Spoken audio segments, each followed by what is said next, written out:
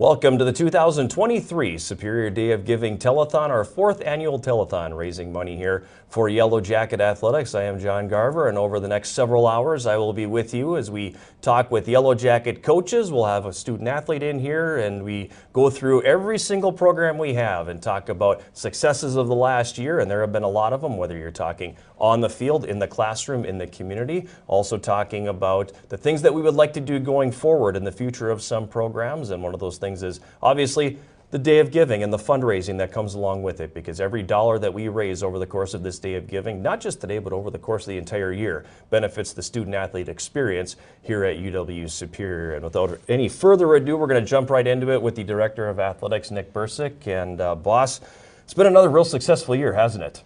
It has. Without talking fundraising dollars. Without talking fundraising or the experiences, enhancements we've been able to do for our kids. But yeah, competitively, nearing another historic year. It's been great to see all of our teams compete at a high level. And then importantly to us, with what our kids are been able to do in the classroom and in the community, seeing a lot of success.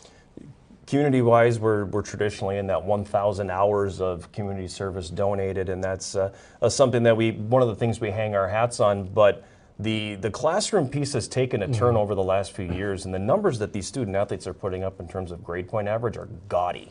Yeah, it's really remarkable, and it's a credit to not only our student athletes having a commitment to their academic success, but our coaches, our staff, all focusing in on helping foster the academic success of our student athletes. And we're fortunate to be on a campus that really is invested into our student athletes, really invested into providing them resources and services to be academically successful, and thankful to have a lot of collaboration and support in those regards. When you're having success in the arena, you're having success in the classroom, you're having success in the community, it should, theoretically, make the fundraising piece of things a little bit easier. But at the same time, it also raises the bar on some things too, because now you're getting away from, oh, we're raising money for sweatshirts, to we need to build a stadium. And so it definitely changes things. The bar has gone up in some ways that way. Yeah, I would certainly agree. And to some extent, I think it's been intentional on us of always looking at how can we further enhance the student athlete experience, further support our student athletes, and put us in a position to be competitively successful. And we are to that phase where, yeah, we continue to raise the bar. We're talking about bold ideas. We have a bold vision of where we want to go as a department, where we want to go as a university, and athletics is a big part of that, supporting our student athletes, surrounding them with resources, services, facilities to be academically successful, grow as individuals, and be competitively successful.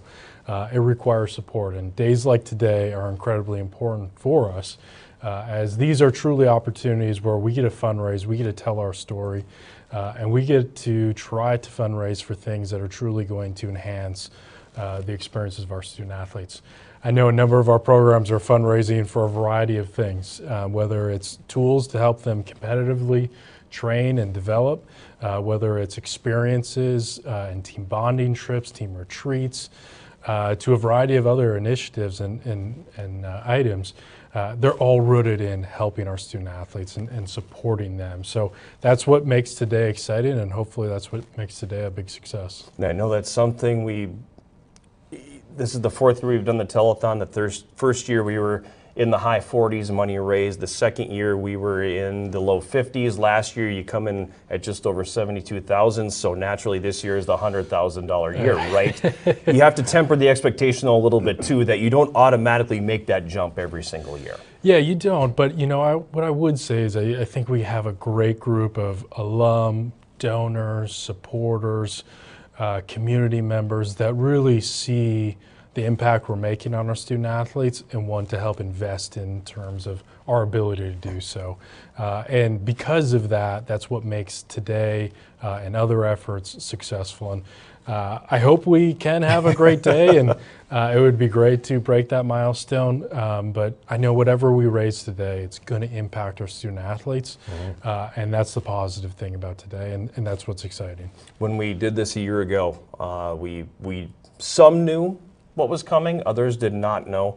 But in September, the big announcement of the stadium that will be coming in fall of 2024. That's a game changer for programs, obviously, because it gives the 2 soccer programs a home, it gives outdoor track and field a home, but game changer for the campus because it gives you that is going to be something visually exciting right on the main street. Yeah, you're absolutely right. It certainly gives our teams and our student athletes a home, a much needed home. Very fortunate to have had partnerships in the past on a variety of fields. What you've told me, what we've played on 10 different fields for soccer. It's great to bring them to campus, give them a home, give them their space. But we really hope it's phase 1 of a multitude of things and efforts that we have of enhancing space, developing space, and really creating those environments. But it is truly not only investment in us, but an investment in our campus and in our community. And for us, Chancellor Wachter has a pretty big, bold vision of how we serve the community, how we're integrated into the community, and athletics is at the core of that, and our facilities are at the core of that as well. And we really hope the stadium, with our partners and Superior Choice Credit Union, can really serve the community, be a destination, not only for our games, but to host camps and clinics, be a source for regional tourism as well. We're really looking forward to all the opportunities. And I know through that whole process, I mean, this wasn't something that happened overnight. I mean, the process to get that facility built was 7 years in the making. It takes from the initial conversation of, you know, we really need someplace to play that's right on our campus to being able to put the shovel in the ground. That's a 7-year, 8-year process. This stuff doesn't happen overnight. Yeah, yeah. You certainly would wish it would happen faster, but it is a process.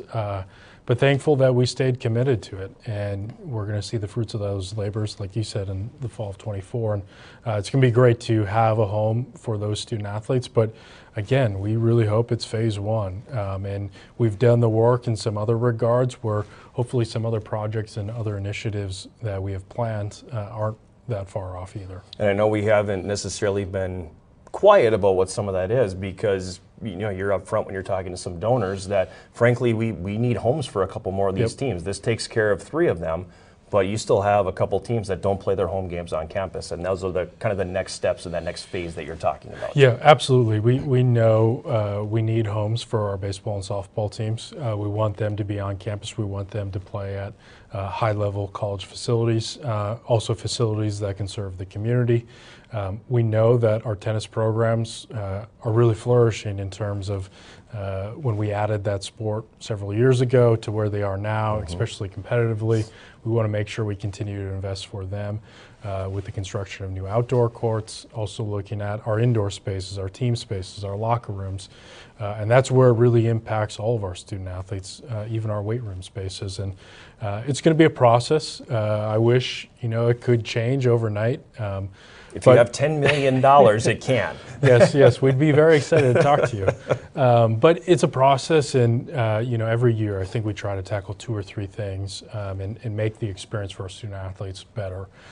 It could be small things, it could be big things, but we're going to continue to look at ways in which we can support our student athletes, and facilities, infrastructure, team spaces are a critical part.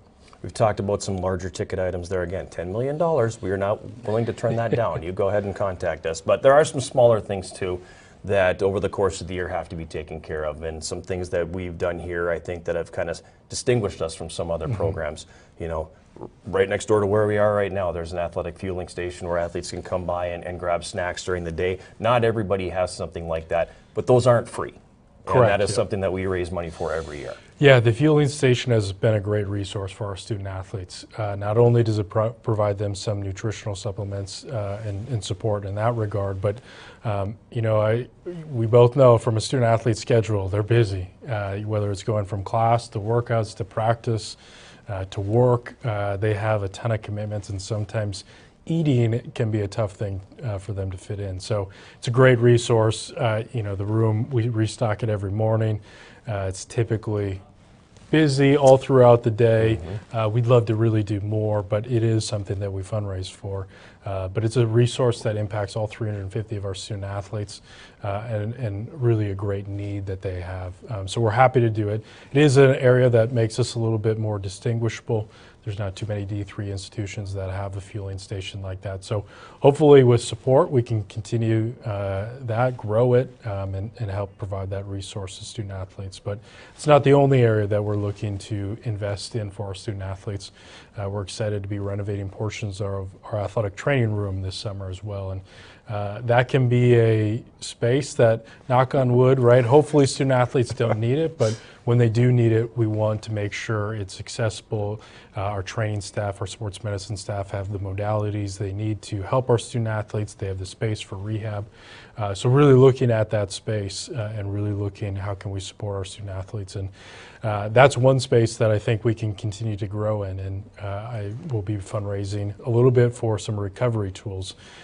Certainly depending on the sport that we're talking about, right. Whether it's our soccer student athletes coming off from a game, our distance runners, our hockey student athletes, basketball, no matter the sport, our athletes are putting in a lot of time, putting in a lot of energy, and oftentimes that can lead to fatigue. And we want to make sure we have the tools to help them recover and really be at their best all the time. So that recovery zone will be a new feature in our athletic training room, but it'll give us some additional tools and modalities for our sports medicine staff, our athletic training staff to treat our student athletes and help our student athletes compete at their best.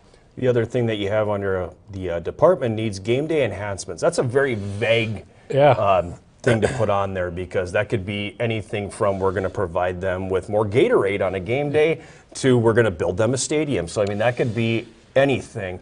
Talk to me a little bit about the game day enhancement specifically. Yeah, it's been an area that I think our student athletes have been particularly strong in terms of wanting to see growth and wanting to see enhancements there. And we're excited to look at some of our venues. As you mentioned, we'll be building venues for a number of teams, starting with our soccer and our track stadium, but looking at our existing venues, in particular our gymnasium and Westman Arena, and what can we do to enhance those, to do some unique features that, again, probably not too many Division III schools have to offer. So from there, we really want to look at the lighting, the spotlights, the audio systems, and really look at how can we make this a competitive, fun environment, not only for our student athletes, but especially when our parents are in town, our community members come to games, that it's a fun atmosphere, it's engaging.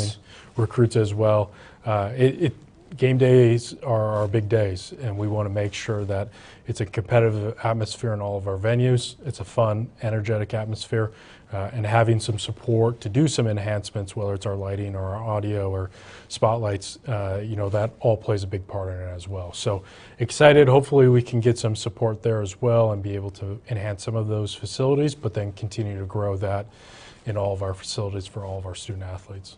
UWSYellowjackets.com/giving is the URL. You'll see it throughout the day across the top of your screen. Go to that website. You can see everything that the different teams are raising money for on this Superior Day of Giving. You can hit the Invest Now button, and that's going to take you to the secure website where you can go to the drop-down menu, select any program you want in there, and make your donation. Every dollar that comes in benefits the student athletes here at the University of Wisconsin Superior. Director of Athletics, Nick Bursick, thanks for starting off the show. Thanks, Garves. We're going to take a break. We'll be back with more of the 2023 Superior Day of Giving Telethon right after this. Find your passion. Find your people. Find your purpose. Find your superior.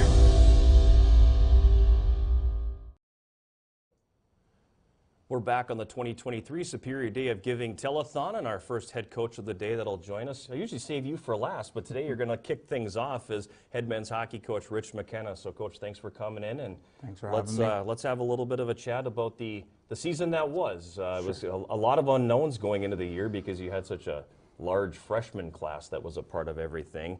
But I think all things considered, pretty pleased with how the season unfolded, or unhappy with how it went? There was victories and there were defeats. There were some things I thought that we grew our game on, and I really liked and want to roll into next year. There was other things that I felt we could do a little bit better.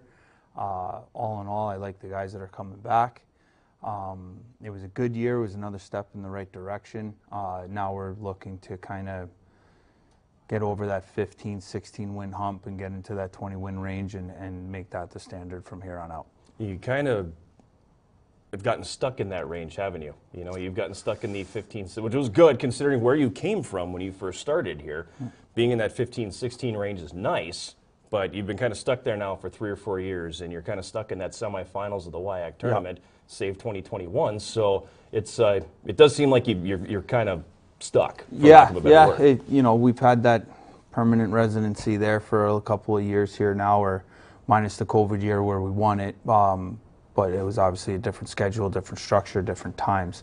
So yeah, it's been frustrating at times. It's nice to get there and be a team that, you know, we were able to kind of sweep some teams this year that we haven't swept before. Going into the last weekend of the regular season, we could have earned that first round bye. There was opportunities that I felt we did not, or moments that we did not seize throughout the year. Some of that could be, you know, because we were younger. Other parts of it, I think, was because, you know, there was a little bit of lack of scoring. We played 29 pretty tight games this year. I wouldn't say we put teams away early by any means. So it was always on the 15 wins that we did have. It was we kind of earned those wins. And in all honesty, you know, you look back, coulda, woulda, shoulda. There was definitely 5 games that could have went the other way for us that would have put us at that 20-win mark too. So you know, it was a bit of growing pains, I think, but you know, the things we did without the puck this year, I thought were all the makings of steps in the right direction. Our offensive game, you know, we had special teams were elite this year for us. You know, 5-on-5 scoring, I think, was the one black eye I felt we had. Let's talk a little bit too. You talked about growing pains, and some of that comes with youth, and you had a big freshman class a year ago. You're going to have a big one again next year, and I feel like you've been perpetually in that double-digit recruiting class kind of range. So how do you, number one, kind of get out of that, and number two, how do you acclimate so many new freshmen? Because next year you're going to be very freshman-sophomore heavy. Well, it's kind of, in all honesty, the way the times are right now with the transfer portal. It's a dirty word. The transfer portal has totally changed the landscape of college hockey. As we speak here now, there's 365 kids in it. You know, so that's a way to balance out your classes. You know, we do traditionally want 4-year guys. We want to go in, like, we've had very good luck with the McGregor Sinclairs and this John Stompahars and you know, DePaulo, and then we had, you know, Stones. Like, you know, we had guys that were able to kind of come in and help us. I don't think we're going to live in that range. But it's a way to get older a little bit quicker when you do bring in some of these guys. You know, if you bring in a group of 8 freshmen that are going to be 4-year guys, and, you know, your class ends up 10, but you bring in 2 transfers that have kind of been through it a little bit. We've really lucked out with the transfers that we have too, of truly embracing what it is to play here and the culture, and not coming in with the wrong attitude. So it's, you know, it'll be another big class this year. I think going into the transfer portal kind of then started to dictate the bigger classes, because, you know, we were getting 2-year guys and beefing up, you know, that when they came in as juniors, beefing up that class. So when they all leave now, you know, there's a major hole to fill. So it's, you know, live by the day and recruit for next year, and we'll figure out the following year. This is the Superior Day of Giving, obviously, so let's talk a little bit about what you are raising money for. And one thing is new, one is old, and the reason the one is old is because it's a multi-year fundraising process. So let's talk about that one first, and it's getting this team out on a trip. You went to one when the group that graduated this year were all freshmen, haven't been back out east since, so you're looking to do something like that. Yeah, you know, it's, especially with the pairwise and everything, it's so important now that the WIAC has the AQ. It allows us to kind of get a little bit of a different opponent. You know, not a lot of teams from out east come out west, and not a lot of teams out west go out east. So, you know, if you get into the right tournament or the right 2 games and you do well out there, it can really help. It can really help in the pairwise standings for those at-large bids. you know, after the automatic qualifiers go out for the WIAC. So, and it's a great experience for the kids. You know, the guys get to see a different part of the country. They get to, you know, experience, you know, different food, and there's a ton of camaraderie with the travel part of it. You know, the last time we went out east, you know, we went to Pennsylvania. Being from the East Coast, I wouldn't really say that's the East. That's out west to you, isn't it? That's west to me. But we were able to do some really special things, right? Like we were able to go down and practice at Crystal Lake and go out to dinner with Casey Van Dam, and you know, and he's been just a tremendous alum to us. We were able to go to a Toronto Maple Leafs Detroit Red Wings game. Like that was a really cool experience for the guys to see that.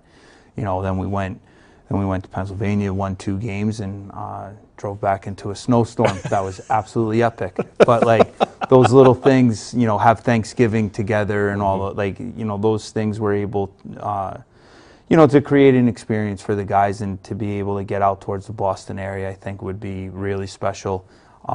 There's a lot of things to do out there. You know, there's some great teams out there. A lot of hockey out there. A lot of hockey out there. A little bit of different style of hockey too. So it would be a pretty cool experience, and we're really looking forward to doing it. And a nice recruiting trip too, when you can tell your guys that, you know, at least once in your time here, you're going to get a chance to have an experience like this. For sure. And I think that's, you know, not a lot of teams do it, and it's another way that UWS is separating itself from the rest of the pack. Let's talk about the other thing, the video and analytics software, and this is something that goes right over my bald head, so this is more in your ballpark, because you're the one who cuts film and does all this stuff. So how does this benefit your program? So we've had different platforms in the past. We ended up finding this platform called Sport Contract, and it's been absolutely awesome for us. You're able to get the video back very quickly. Guys are able to, they get all their, you download the app, the guys get all their shifts to them within 8 hours. They know what's going on. They know how they play. There's a portion of analytics to the package that we currently have. And they have this pro platform now that really kind of gives you a ton of more information. Like we're able to upload the games right after we play. We're cutting tape before we go home,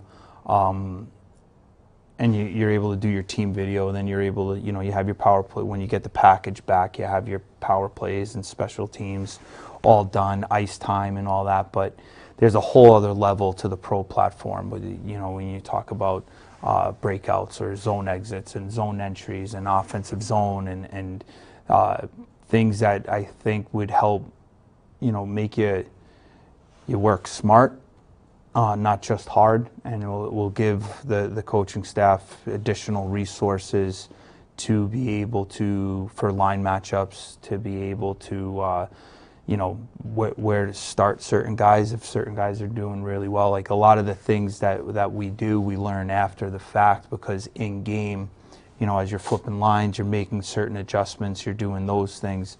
The hours it goes in from one weekend to the next weekend of video, if you can then use, if some of that work is done, you can get it out to the guys quicker, you can get prepared faster, get prepared better. You're also then able to kind of do more stuff with the guys and have more time with them in terms of development and everything. And with what we've been doing with moving guys on, I think it's another way for us to kind of show at the next level, give some relevant information to those teams so they can dive in too and be like, obviously everyone's gonna dot their I's and cross their T's, but if you're able to give them that information within a package and be like, this is the type of game you're going to get from them, I think we'd be able to move even more guys on to higher levels than what we're doing currently right now. Glad you brought that up too, because as the last piece I wanted to touch on is the number of guys that are getting that professional opportunity coming out of here, and it might not be translating to you specifically in wins and losses and getting past that 16 win mark that you're talking about, but it speaks a lot about the development that's going on here. Yeah, no, we spend a lot of time on the individual cultural development and team development and team concepts.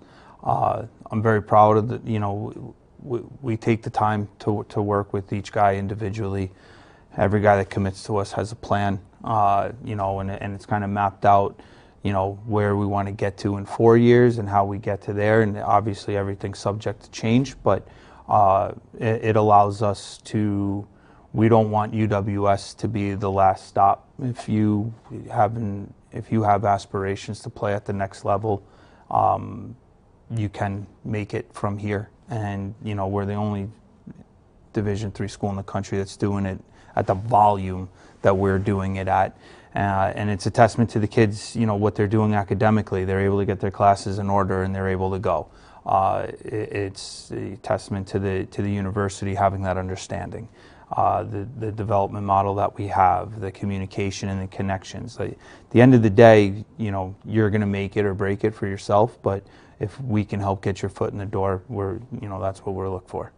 UWSYellowJackets.com/giving is the website that's plastered across the top of your screen. Go ahead and visit that link, and you'll have the opportunity to make a donation to any of our Yellow Jacket programs, including Coach McKenna and the men's hockey program. Coach McKenna, thanks for coming in. Thank you, everyone. Thank you, John. We'll take a break and come back with more of the 2023 Superior Day of Giving Yellow Jacket Athletic Telethon right after this. This is Chris Ishmael from the men's hockey team.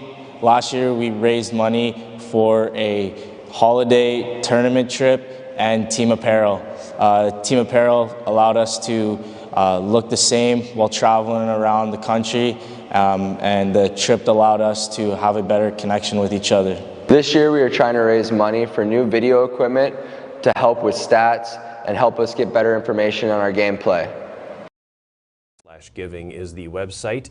You go there, you can see everything that the teams across the department are raising money for. You can hit the link that says Invest Now, go to the secure form, pick your program, and make your donation, and know that every dollar you give to us is going to benefit the student athletes here at UW Superior. And Coach Allison DeGroat wants you to give money to her program, obviously. Yes. That's why she is here with us today to talk a little bit about things. But before we can dive into fundraising, I think we have to dive into the season that was. I think it was a good year. It was a good year. Yeah. Let's talk about that a little bit, because your program had obviously taken some very methodical steps, and last year was probably the one that was dominant last year. Mm-hmm. And your program has grown, I think, beyond expectations for a lot of people. Has it been beyond expectations for you, or is this exactly where you saw things were going to go?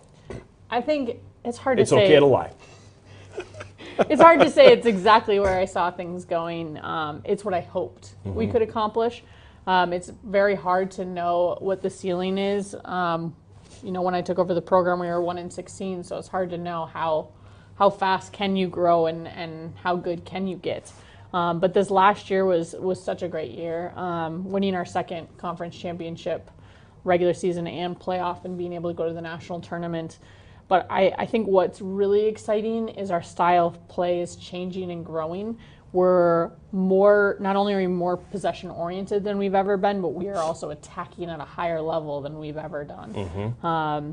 So it's fun. It's a fun style of play. It's a lot of goals. It is a lot of goals. Especially this playoff. The playoffs this year, it just felt like we really hit our stride. Mm-hmm. And, it was the biggest goal differential in playoffs in the UMAC playoff history, so it was a fun year. Yeah, you talked about that. I want to say it might have even been last year when we were talking about this, and I'm kind of looking at Craig going, maybe you remember, but when you do so many of these, maybe you don't. But I feel like I remember you talking about wanting to get into that attacking style a little bit more, and now here we are a year later where it's actually come to fruition. Okay, great. Love the goals, fun to write about. Where do you go now? Where does it go next? Yeah, so next we want to be regionally competitive. I know our players are very excited, and our next goal is to win a national tournament game. So we got to keep doing well in our conference, but getting competitive in those national tournament games and across the region. So we're excited to see what we can do, and it starts with developing the players we have. We have such a good culture. I was just talking to one of our players just a little while ago, and we were talking about how they're the most committed they've ever been. They're in the weight room. When they can't make lifts, they're getting in on their own times. They're doing extra conditioning. They're driven. They want to be successful. So we have a really good group, and we only graduated one last year. likely we have 5 seniors next year, and all of them are talking about taking their COVID year. So it's an exciting future for Yellow Jacket women's soccer. Feather in your cap if you have that many student athletes that say, you know what, I'm going to put off the real world for another year or at least another semester to come back and be a part of that. That speaks volumes about the culture you're building. Yeah, and obviously that's what you hope for. You hope that they just want more time with the team, more time together, more time playing the game that they love, and that you're continuing to instill that love of the game and that love for each other in them, and feeling like the program's helping to fill their cup. So it's exciting. When you played that match in the NCAA tournament last year, I mean, it was one-sided. And I think part of that was the hand that was dealt as you got one of the best teams in the country, unfortunately. Yeah, 15th, yeah. Does that, but that also gives you a gauge, and you can go into your locker room after that and go, that's what it takes. That's what it takes.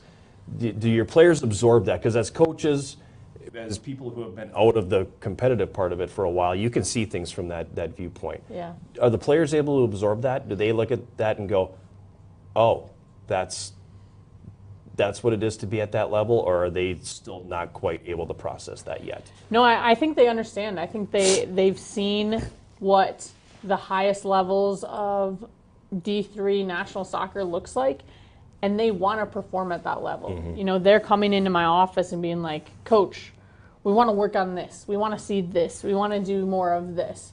So they get it. They really are processing it and trying to strive for more and for better. And I think one of the things we're also trying to do is next year and the year after, really growing our strength of schedule in our non-conference games and ensuring we're seeing high-level soccer in our non-conference games as well. So that's not at all unlike what Joe did on the Correct. men's side, because Yes. he built a very rugged non-conference schedule. Yes. You know, and so I mean, you're kind of following that same template. Yeah, and he's been such a huge mentor of mine and someone I can go to. One of the reasons why I really wanted to take this job is I saw the success that he built, and I knew, hey, you can run a very successful soccer program here at UW Superior, and this is a place you can do it. So having him be a supporter of our program, our players are constantly talking about how cool it is that the men's coach sticks around and watches us play. So it's been great having his guidance and his knowledge that he shares with me.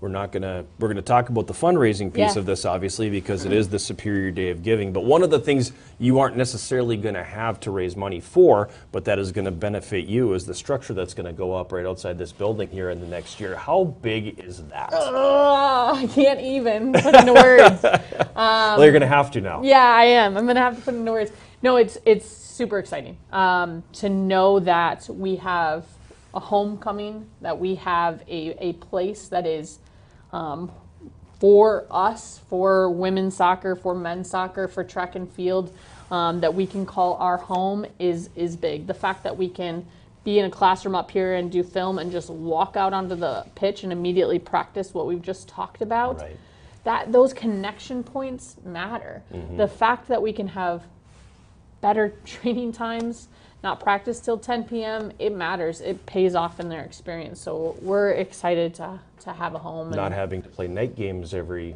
time you're at home. Well, we like night games, Garbs. So sorry. Being able to bring a recruit Yes, being able to bring and a show recruit. them that facility. Being able to run ID camps. Right now, if we try to run camps, we just don't have a facility. It's like, hey, we're at the high school running camps. Right. So that's just, it's been challenging. So we're excited. We're excited to have a home. Looking forward to putting that shovel in the ground. That is for sure. Let's talk a little bit about what you are raising money for this year. Yeah. Sideline rain gear. Apparently that's a thing you need around here. No, I wouldn't say. Yes, it's often wet and rainy and windy up here. So the players are very excited about the idea of rain jackets, of being able to stay a bit drier. Mm-hmm. Because this you're not talking about like the standard warm-ups that you get. You're not talking about necessarily even colder weather gear. This is specifically made for rain. Yes. Yeah.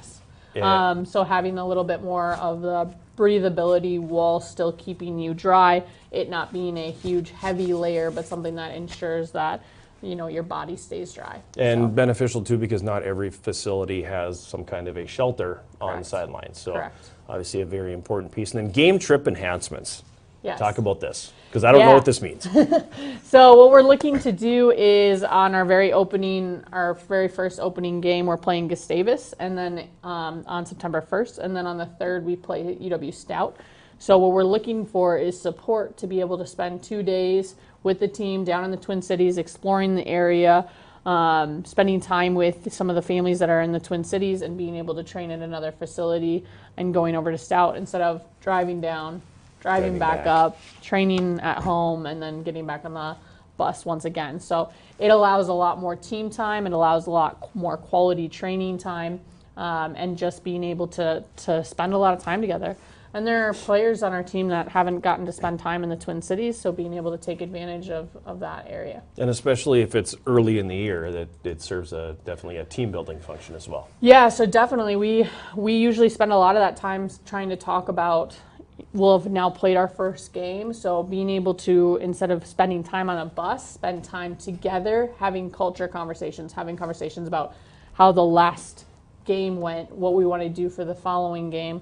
Really diving into spending time together as a team. One of the team's asks of me after the season was, we want more time together. We want more structured time together.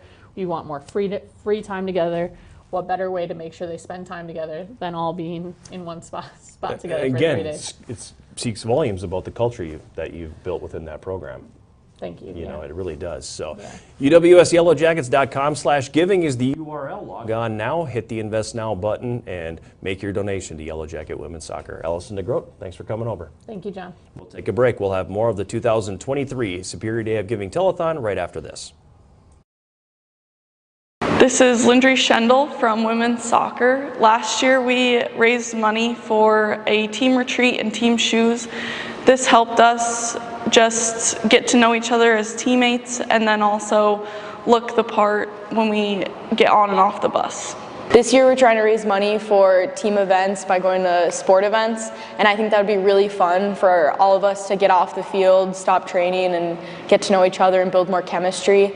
And then we are also trying to raise money for rain jackets, which would be really nice in Wisconsin weather. We have windbreakers, but by having rain jackets, we'd be able to stay dry for training.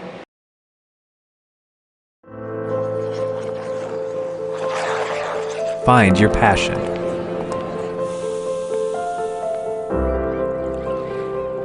Find your people.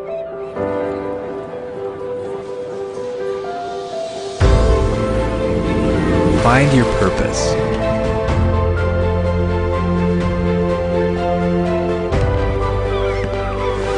Find your superior. We're back on the 2023 Superior Day of Giving Telethon, trying to raise some money for the different programs here at the University of Wisconsin Superior. The target of this obviously is Yellow Jacket Athletics and everybody who follows us and has an interest in us, and we're hoping that you will dig in and help the Yellow Jackets accomplish their goals and accomplish the fundraising goals today, as it may be. The website again across the top of your screen, UWSYellowJackets.com/giving, has all of the information, including the schedule for this entire telethon that is going on, what the individual teams are raising money for, as well as I lost my train of thought there, but at any rate, as well as something, you can go ahead and click on the button that says Invest Now on that page. That's where I was trying to go with it. And that'll take you to the giving page. You select the program that you want to donate to, and it's a secure online payment. And the next thing you know, you've made your contribution to Yellow Jacket Athletics. And we turn our focus now to the running sports, if you will, and the busiest man on campus, Glenn Drexler, the head coach of the Yellow Jacket men's and women's cross country and men's and women's track and field teams. And it doesn't fit on a business card, but at any rate, you are the busiest coach on this campus, hands down. Never a day off. Yeah, maybe. We're all working pretty hard. It's not just me. Let's talk a little bit about the season so far, because raising a few banners here again in the field house. The men's cross country team winning the UAC championship, indoor track and field sweeping the championships there. So it's been a pretty good year for your teams.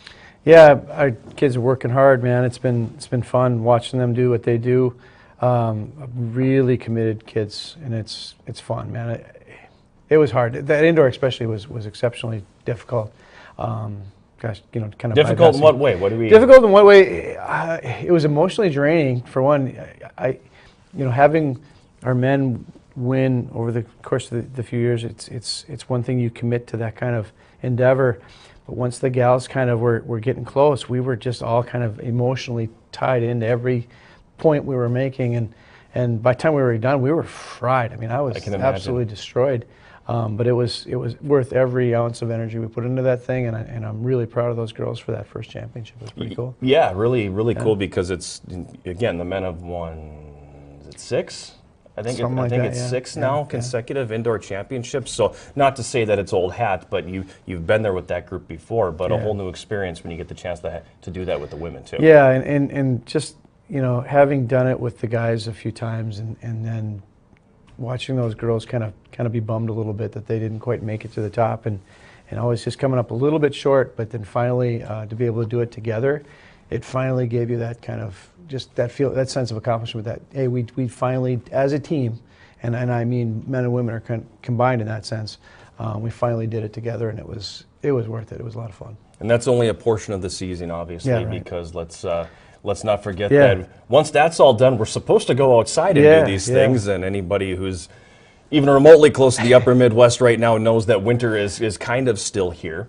And as a result, you've had some scheduling difficulties in there as well, and it's created some challenges with being able to get your outside season going. Yeah. Outdoor, so indoor, you know, we can kind of guarantee ourselves some opportunities to compete, and really it takes a lot for us to cancel anything indoor. But outdoor, it seems like it's an already short season as it is. So that to get 2 meets canceled right off the top is tough, and then to be able to have to travel to go somewhere else, and that kind of changes plans for some people, and they may not be able to go, or whatever it might be. Weather doesn't cooperate, so even if we do compete, it's not ideal. So performances aren't where they probably want to be, or could be, or should be.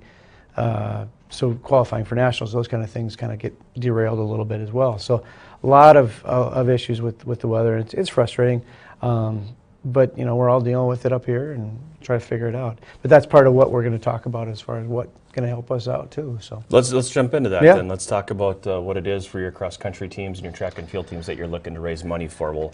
We'll start with with cross country, and you're kind of the superior godfather of the preseason retreat, and because I think you were the first program with your cross country teams that said we're gonna go and do a team building piece away from campus to start our season. And it's amazing how many of our programs, I think just about all of them, have followed suit on that. But you place an awful lot of value in that preseason retreat. Yeah, absolutely. I mean, to get away and get together as a team.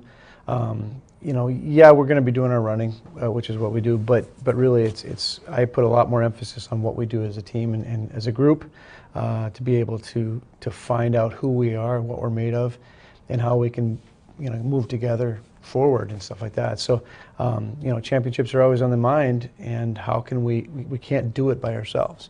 And so we got to come together, and it's a chance for us to become a family, which is important. The other piece for cross country, long sleeve training shirts, kind of important, especially in these parts in October and November. Yeah.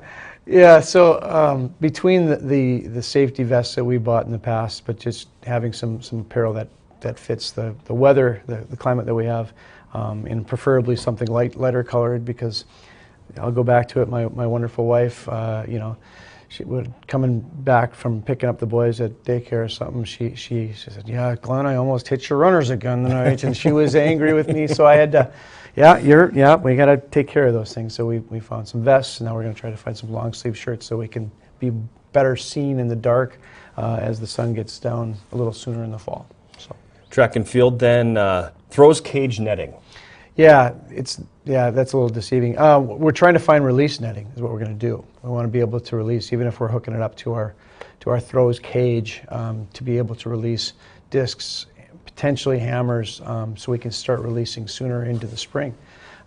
This is the perfect example this spring of what we can't do. A lot of our hammer throwers, our freshman hammer throwers, the first chance they got to release a hammer for real was a competition. Sure. And not ideal. Yeah, no, I mean, you don't tell a hockey player the first time you get to put skates on is when you get to go to the game. And that's insane, right? I mean, so that's what we're doing. So it's just crazy that we're doing our event for the first time ever in a competition. So we want to be able to start doing that sooner by putting up some kind of netting, some kind of screening or cable, something that we can throw into. So sort of similar to a baseball batting cage. Very much like a baseball batting cage, yep. And I'm assuming, though, it has to be a little heavier duty than a baseball batting cage because of the implements you use. Yeah, there's some that are out there, and we're going to be limited with what we can do, but we need to find something that we can kind of find a way to hang it off of something so we can release. And yeah, between the hammers and the discs that are a little bit heavier than say a baseball getting hit into it, we need to be able to tear it up a little bit. Yeah. I don't imagine they make anything for a javelin. No, unfortunately, we make our own little indoor jabs. We stuff tennis balls full of things and put tennis balls in the end. But even that's still not quite right. But yeah, we might be able to toss some of those into those kind of net curtains too. And the other thing you have for track and field is championship meals. Talk about that. Yeah, and this is some of those kind of similar ideas to our fall camping outings. A chance for our team to come together, especially prior to usually it's the night before a championship. We're gonna come together, or even the night between Friday and Saturday, have a meal together where we can kind of refocus ourselves towards that championship event, remind ourselves who we are, remind ourselves what we're fighting for, the people that are around us, and breaking bread together to do those things is great. I'm gonna kind of put you on the spot a little bit. I know coaches don't necessarily like to, especially somebody who has as many athletes as you do. You don't like singling people out, but I want you to talk about Garrett Lynch, because what this young man is doing through the indoor season, qualifying for nationals and putting up the marks he did there, and to start off this outdoor season, pretty incredible. Yeah, he's definitely gifted. Very fortunate to have him. He's a very cerebral kid, very smart kid, and has really kind of been a student of his events, which makes it so much easier to coach. The guy knows what he wants to do and kind of maps it out, and we just kind of help him along that path. So I give him a lot of credit, because he's just, like I said, so smart about things, and it's been fun watching and helping him kind of do the things that he's been doing. Coming in, we were not, I think I said it to a lot of people, and I think he knows this too. We might make indoor nationals, but he'll be flirting with it, but he may not make it. Well, he made it, and that was great. Yeah, he made the heck out of it, and he showed that he belonged, which is exciting, because now next year we're going to show everybody what we're really made of. Then we go to outdoor. We're going to decathlon. In fact, we're going to have a good competition for decathlon very, very soon here, and we think he's got some capability there too. Some of the things that he did, in the past couple weeks here competitively, were things that I didn't expect that early again. So he's already starting to show that he's more ready than I thought he would be. So we'll see what happens. It's exciting. It's a joy to get the kid like that too, because they don't come around all the time. Yeah. And when you get somebody like that who just dives in with both feet as a coach, yeah, that makes it for you. Absolutely. And then I think the residuals of that are, he's getting everybody else around him excited. And everybody else wants to kind of be there too. So they're seeing what it takes, and they're stepping up a little bit too. So it's fun watching how that kind of, we all say, it's going to raise the ship, and that's exactly what it's doing. So it's a lot of fun. UWSYellowjackets.com/giving is the website. It's across the top of your screen. Go there and click the link, make a donation, and benefit the Yellow Jacket men's and women's cross country and or track and field programs. Coach Drexler, thank you for this. Thanks, Garves. We're going to take a break. We'll come back with more of the 2023 Superior Day of Giving Telethon right after this. This is Cora from cross country. Last year we raised money for our fall team retreat. This helped us with team bonding. This year we were trying to raise money for long sleeve training shirts and a team retreat. The team retreat will help us with future team bonding when we get a new freshman, and the long sleeves are for running outside when it starts to get cold. This is Ian Matheson from UWS Track and Field. Last year we raised money for championship meals, which was great so that we could fuel up for after meets and keep our energy up for future competition. This year we're trying to raise money for another team championship meal, as well as thrower nets to provide safety for all of our athletes. We're back on the 2023 Superior Day of Giving Telethon, and it is time for us to talk a little bit of basketball with Yellow Jacket men's basketball coach Greg Polkowski. And before we decide to dive in and start talking about fundraising and anything, let's talk a little bit about the 2022-23 season. And this was a game changer for your program, I think. You turned a corner, I think, is safe to say. Oh, thanks, John, and thanks to everyone helping out today with Day of Giving. Yeah, in regards to 22-23 season, yeah, it was a good season for us. I think, you know, I guess a lot of ways to look at it, whether it was non-conference wins, you know, how we finished in conference, the second half of the season, you know, winning in the postseason. It was a positive season. It was a positive season. It was great for the guys, happy for the guys. They've put a lot of time and commitment into it, and it was a good season. I know we're a little ways out after the season now, so I think we've officially transitioned our minds and thoughts and our goals now to moving forward. And there was time to reflect and learn on last season and enjoy the successes of it. So don't want to cut that answer short by any means, because it was a good season and we learned a lot. And I think a big reason for why we've made that transition moving forward from this year is a lot of those guys, or all of them, or the vast majority, with the exception of Carter Brown graduating and Levy Miguel, you know, they all returned. So I think that's why we were kind of, you know, somewhat quick to turn the page and you know, put our sights on next year. But no, this year was definitely a positive for the program. So let's take a look at I felt like that win over number 8 John Carroll, the tournament in Florida, was kind of where this whole role started. Is that a safe thing to say? Because that's a special win. Yeah, I think you know, a lot of people have brought that up throughout the year. I think on paper, yeah, win over John Carroll was huge. You know, how we played that night, it was a complete game. It was fearless. A lot of guys contributed. It was a two-way game for us, offense and defense. But as I've said to other people before, and I don't want to sneak away from the question, but I felt like we saw this building even before then. I thought how we played in the Merrill Thompson Classic early on in the year with the win over Central, who ended up winning the American Rivers Conference. Kind of got upset in their postseason, but they won their league. Played really good game against Platteville. Thought we had a great game, a great second half, one of our best halves of the year, honestly. That kind of gets hidden in all of this down at Stevens Point, which was right prior to John Carroll, so you can kind of see it building. But it all came together, no doubt, against John Carroll, and again, the next night against Clarkson, for us to come back and carry that into the second half of the year in UMAC play. So let's talk a little bit, too, about the culture of the program, because your team, at least from the outsider standpoint that I have, it had a different feel this year.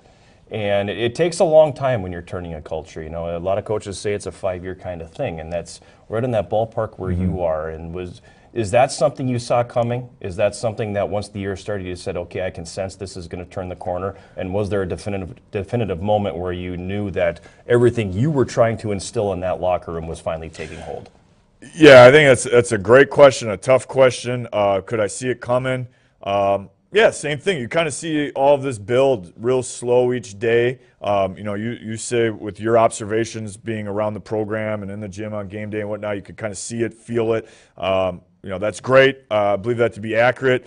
You see it here and there in the locker room, in the hallway, in the weight room during the season. You could kind of see it building, but did we know it was going to play out like this? No, but that was the intention. That was the goal, last year, 2 years ago, 3 years ago, 4 years ago. But now that we have really put our hands on it and we all feel the culture of the program's in a great place. Our expectations, our standards, our accountability levels, it is in a very good place. And now that we really see it, and can feel it, now it's on us to just continue to raise that standard and hold it accountable and be excited about lifting the standard within that culture. And it's one thing for me to say it, but the exciting part and why we're even discussing this is because the guys in the program, they understand it, they own it, they can speak it, they can act it, and that's why we're seeing it the way we are right now, because they are big stakeholders in all of this, and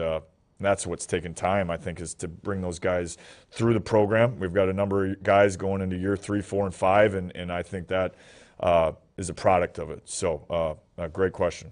Let's talk a little bit now about the fundraising piece, because this is Day of Giving, so we are looking at raising some funds, and we talked a little bit previously with Coach Drexler about the preseason retreat, and I see that you want to do something like that with your team as well. So talk a little bit about that. Yeah, no, thanks, John. I think it's a great opportunity for us to do something we haven't done before. You know, we're big on, you know, as you mentioned, culture and team building and the things that, how that translates onto the court, especially with a long, you know, 6-7 month season. You need to have those other opportunities. You talk about Florida. That was kind of a team retreat in itself, you know, because we took a bus there and back, and, you know, we were with one another, and you could really feel a lot of things happen on that trip. So this situation, you know, really why we want to do it this year specifically is there have been some changes in the NCAA rules of when we can do some things. You know, always when practice starts, you want to get your practices in. You want to, you know, be all in on that because a game is 3 weeks away or an exhibition is 2 weeks away. That, you know, you don't want to give up court time. Now we have the ability to work with our team. That's not going to take away from the basketball side of things. We can spend some time away from the basketball court to, you know, grow our team even more. Because, you know, when we return the amount of guys that we have with the years of experience they have, you know, having a team meeting is a little different than what it was in year 1 and 2. So we want to stay creative. We know how close we already are, and this is an opportunity to take that another step further. So, yeah, really looking forward to that, you know, whether it's the money and the finances behind that going towards, you know, the destination where we're going, food, potentially travel, the lodging piece of it, will all help that. But those are experiences that you know, our guys really latch onto. I mean, even when we do just many things in Superior, those are the things they talk about. So for us to do something, you know, above and beyond that is going to be huge for us. The other thing that you're raising money for is team shoes, and I bring that. This is one of those things where you'll hear people say, well, they don't even buy shoes for these kids. Wrong. You do, but pretty rare that one pair is going to last an entire season, that kind of thing, and you're just looking to kind of supplement what the university is already doing. Yeah, no, the university and the department, you know, we do a great job, as you see on any of the marketing, on game day, in person or on video, of, you know, our gear, our uniforms, our apparel is great, and the university helps with everything that way. Oh, yep, right there, thank you. So this is just, again, yes, a supplement. Our guys, you know, goes through shoes like crazy. It's a long season, and they're not just doing basketball during the season. You know, they're doing their own thing, you know, before and after. So they go through shoes pretty quick. So this is another just great way to support their experience here, and you know, provide them with the tools they need. So I do, before we go, I got 2 more questions I want to talk please. about. First of all, I want you to talk about Javon, because I feel like he really made a giant leap this year from sophomore year to junior year. Yeah, he became, I think, what everybody thought he was going to be. Yeah, I think, yeah, he's made it. What we've seen, he was very consistent this year. You know, you make the comment about, oh, this is what we thought he could be, because, you know, freshman, you know, he played a shortened freshman season. I think he played in 6 games because of that year, and then, you know, last year. But there were flashes that year. Yeah, whoa, no this doubt. Kid's going to be special. Yeah, and then his sophomore year, you know, he had some real good outings and really helped us. But this year was very consistent in his play. I think whether it's him and I, his teammates, and himself in the system, the program, he's very in tune with that now, and he's become a leader in not only his ability to lead a team and lead people, but you see it in his play as well, and not only his energy and what it means to him, but also in his play. I mean, he's teaching me things, you know, and just in how he plays and bringing us, you know, more life to the court and his creativity. So he's been very consistent in what he's done. He cares very much about this. He's very invested. So I think you see that all coming together over the course of 3 years, now going into year 4 of what he's accomplished. I mean, he was great. I think he led the league in steals. You know, it was a double-digit scorer for us this year, played a lot of different positions for us. Very consistent. I'll just keep using that word, very consistent. So for him to translate that into year 4, he's put a lot of time and work into it. I'm excited for what that can look like in year 4. 2 years ago, you went to Vegas. Last year, you went to Florida. What was the better trip? Oh, they're both great. They're both great. From our guys, you know, I was a little surprised. with that bus ride down back, which I personally really enjoyed. I didn't think they would save Florida. Obviously, winning 2 games down there, that does a lot. But yeah, you can't really beat the beach and 80 and white sand and blue water and the ground is white here too. Yeah, different type of white snow. So I think that sold them instantly. So whatever makes those guys happy, I'm behind. So I think we give a slight lean to Florida, but hopefully in the years to come we can add another debate to that list. So, but no, both good trips, and again, much of that was due to our past days of giving. So, looking forward to what we can continue to do moving forward. UWSYellowJackets.com/giving is the web address. Log on there right now and make your donation to Yellow Jacket men's basketball. Coach Polkowski, thanks for coming by. Thank you very much, and thank you to everybody on the Day of Giving today. We'll take a break and come back with more of the 2023 Superior Day of Giving Telethon right after this. Hey everyone, this is Javon Walker from men's basketball. Today is the Day of Giving. Donate now. We appreciate your generosity and support of our program. Go Yellow Jackets. The 2023 Superior Day of Giving Telethon, and it is time for us to talk a little softball here with head coach Melissa Fracker, and let's just do the elephant in the room right now. It's been a tough spring. It has been a fun spring. And I have not seen a coach work so hard all for naught like you have, because every day, okay, we're going to get these games in now, we're going to get these games in here, and 4 hours later it's sorry, Gar. We're going to make a change. Those games aren't going to happen, and the next release has to go out about the schedule change. This has been a tough one. It's been a tough one, I think, and I'm sure TJ will also say the same thing. Like, our student athletes deserve to be able to compete. They work so hard. So for us as coaches to not work just as hard to give them the opportunity to compete isn't fair. But when you think you're going to play and you get excited and you play in practice and we're good, we know what the week looks like, Mother Nature always has the last laugh. And, it is what it is. Luckily for us, it's just business as usual, right? Whether it's rain or, snow or whatever it is, it's just how the spring works.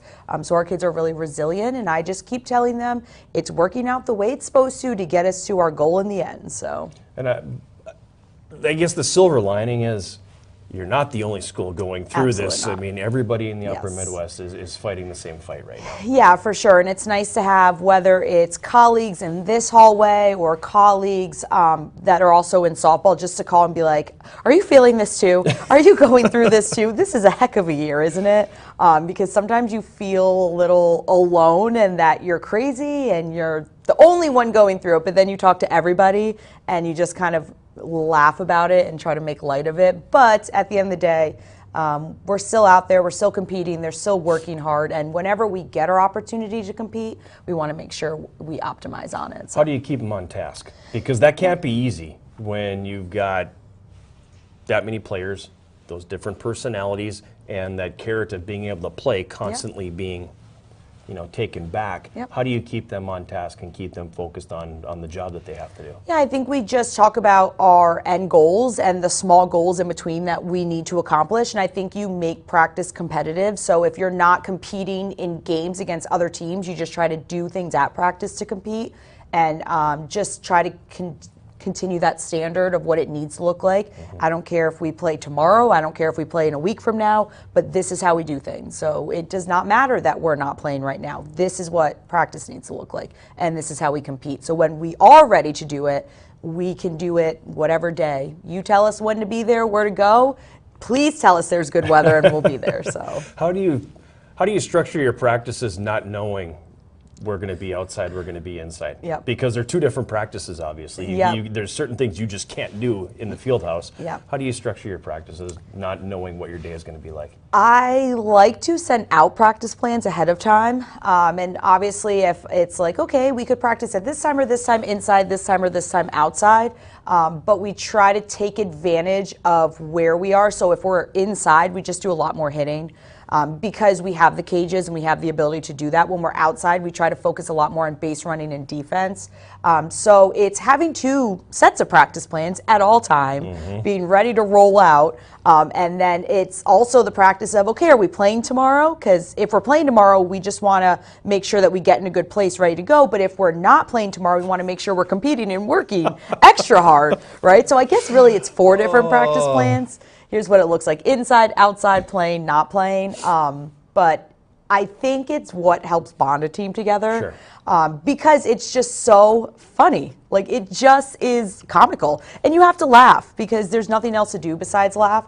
And I think that adversity just helps in us continuing to be successful, because whether it's adversity with a field or with an umpire or with another team, you're always going to get those roadblocks. And hey, if we can deal with not knowing where or when we practice, we can certainly deal with an umpire not knowing their strike zone, right? So all of our umpires are fantastic, though. So You know, both spring coaches have made a comment today about umpires. That's kind of funny. And they're great, and we love everyone we have. So you use the word success. Let's talk about that a little bit, because your spring so far, when you have been able to play, it's been pretty successful. It's been pretty good. Your team's off to a good start. Yeah. Let's talk about that. Yeah. Tell me about it. I mean, I only got to see you once. I know, I'm so excited to play at home and like everyone be able to see us play. Yeah, I think it's a combination of having our upperclassmen that are leaders that have done this a bunch before. Our freshmen that are now sophomores are just a really powerful class, and they are just coming into their own. And then we definitely have the freshmen, and freshmen always have that amazing energy that you need because it's new and fresh no matter what. But not only do they have that energy, they're also great leaders, and they are competing out there in a big way. So I think it's leadership, it's a little bit of maturity from our team, and then it's those freshmen that are not only leaders, they're bringing the energy, but they're also huge contributors. So all of that combined together is kind of what you see right now. So. And I think when you looked at the season you had last year and the success you had, I mean, obviously Kayla was a big piece of that. 100%. And so that's a big piece you have to replace. And it seems like you've found somebody that can have that kind of an impact in that lineup. Talk about her a little bit. Yeah, no, for sure. Larissa is our freshman that's playing shortstop. She's also our leadoff. She is fantastic. She just likes to compete. And she likes to go out there and she just plays hard. And that's the most you can ask from a freshman, especially in that position. The center fielder position, Mackenzie Lesha, she's also a freshman, and she's patrolling our outfield right now. So she's doing great. Larissa at shortstop. Those are 2 huge freshmen for us that are playing big, important positions, because Mackenzie's taken over for Liv, who was a staple for us for the past few years. So the 2 of them together are at 1 and 9. And I put them together because they are the best of friends. They do everything together. They're 1 and 9 in our lineup. They basically play right behind each other. Leading wise, they are huge. And I'm excited to see what they do for 4 years. So they're already off to a phenomenal start, but they're only freshmen. So it's hard not to be excited about their future, because I don't want to look past this year. Because we're still in this year, we're still fighting for something, but they are just going to grow into amazing ball players for us, but more importantly, great team leaders, which will be huge with the graduating class that we have right now between Jess, Tiff, and Taylor. Those are huge leaders. So once they graduate, we're going to need people to step up. So we have Zoe and Ellie that are also sophomore captains. We have Mackenzie and Larissa that are working real hard in the freshman class leading. And then I would say there's a whole bunch of other people that I didn't mention that are contributing in big ways. And our lineup's fun this year. So last year we stole a bunch of bases. And that's how we scored a lot of runs. We made people throw the ball around, and we're stealing a bunch of bases and running, but we just have more consistent power through our lineup. So the hits are kind of stringing together a lot more, which is a lot of fun too. So we don't have to make things happen. You're hitting the ball out. I mean, last weekend. Holy cow, on Saturday, there was a lot of home runs. A lot of home runs, And 2 grand slams in one game? Yeah, we're just trying to make your life as difficult as possible. You know that. The more hits, the more work you have to do. That's right. Every run that gets scored, that's another thing that I have to write about. It is the day of giving, so let's talk a little bit about the fundraising piece here. And we've had several teams that are raising money for team retreats. And I know that you had an opportunity to do something kind of like that this year. The team retreat you're raising money for, is that similar? Yep. So this past year, we went over to Madison. Wisconsin let us use their indoor facility, which was phenomenal. There was dirt. It was the only time we got on dirt before Florida. And I think that's why we had a little more success in Florida this year, because we got on dirt beforehand. And it allowed us to really play defense, to base run on dirt and kind of all that stuff. So that was, I think, a big part of our early success, and we're looking for that again. We're hoping to go to an actual dome just to kind of include the outfield a little bit, because the one thing inside the field house, we have a lot of space, so we're really lucky. But getting those fly balls from home plate, those cutoffs and stuff like that, that's something I think we can get a little sharper at the start of our season. But beyond all the softball stuff, the bonding that happens during those trips are just huge. So for us to try to accomplish so much in a short period of time, we need to be able to bond. So our team retreat works for softball, but then also at the same time bringing our culture together in our team. So the other piece, pitching machine. So obviously very important. Something you use inside, something you use outside. Currently have a pitching machine? Is this replacing one? Is this something you have, you know, what's the machine you're looking at? So right now we have a jugs machine, which is great. It's like with the dimpled balls, but this one that we would like to get pitches real softballs. So the hard part is once you get in season and you play a bunch, you want to be able to do live hitting, but your pitchers can't do it because they're pitching so much. So this pitching machine will allow us to not only hit real softballs, it throws different spins. So depending on the team we're facing, if it's a curveball pitcher, I can set it to throw curveballs, which is great. It's also good for hitting or throwing fly balls, ground balls, all that stuff. So not only is it a pitching machine, it's going to help us defensively, and I think it'll help us kind of be better hitters than what we are right now, because we can set it to actually be exactly what we need to face our opponent. So UWSYellowJackets.com/giving is the URL. Click that link and make your investment into Yellow Jacket softball, and make sure she gets her pitching machine that she so desperately needs. Yes, thank you so much. Coach Fracker, thanks for coming over. Thank you for having us. We'll take a break. We'll come back with more of our 2023 Superior Day of Giving Telethon right after this. This is Ellie Motzel from the UWS softball team. Last year we raised money for the Rapsodo and a dome retreat, and we liked the Rapsodo a lot because we can see fine details of our swing and fix them to make our hitting 1% better. And the dome retreat was really fun because we had a lot of time to get together as a team and get closer, and also get out of the field house and see some real turf before we play. This year we are trying to raise a team retreat and a pitching machine. The team retreat will help us bond together better, and the pitching machine will help us get more efficient with our swing. Find your passion. Find your people. Find your purpose. Find your superior.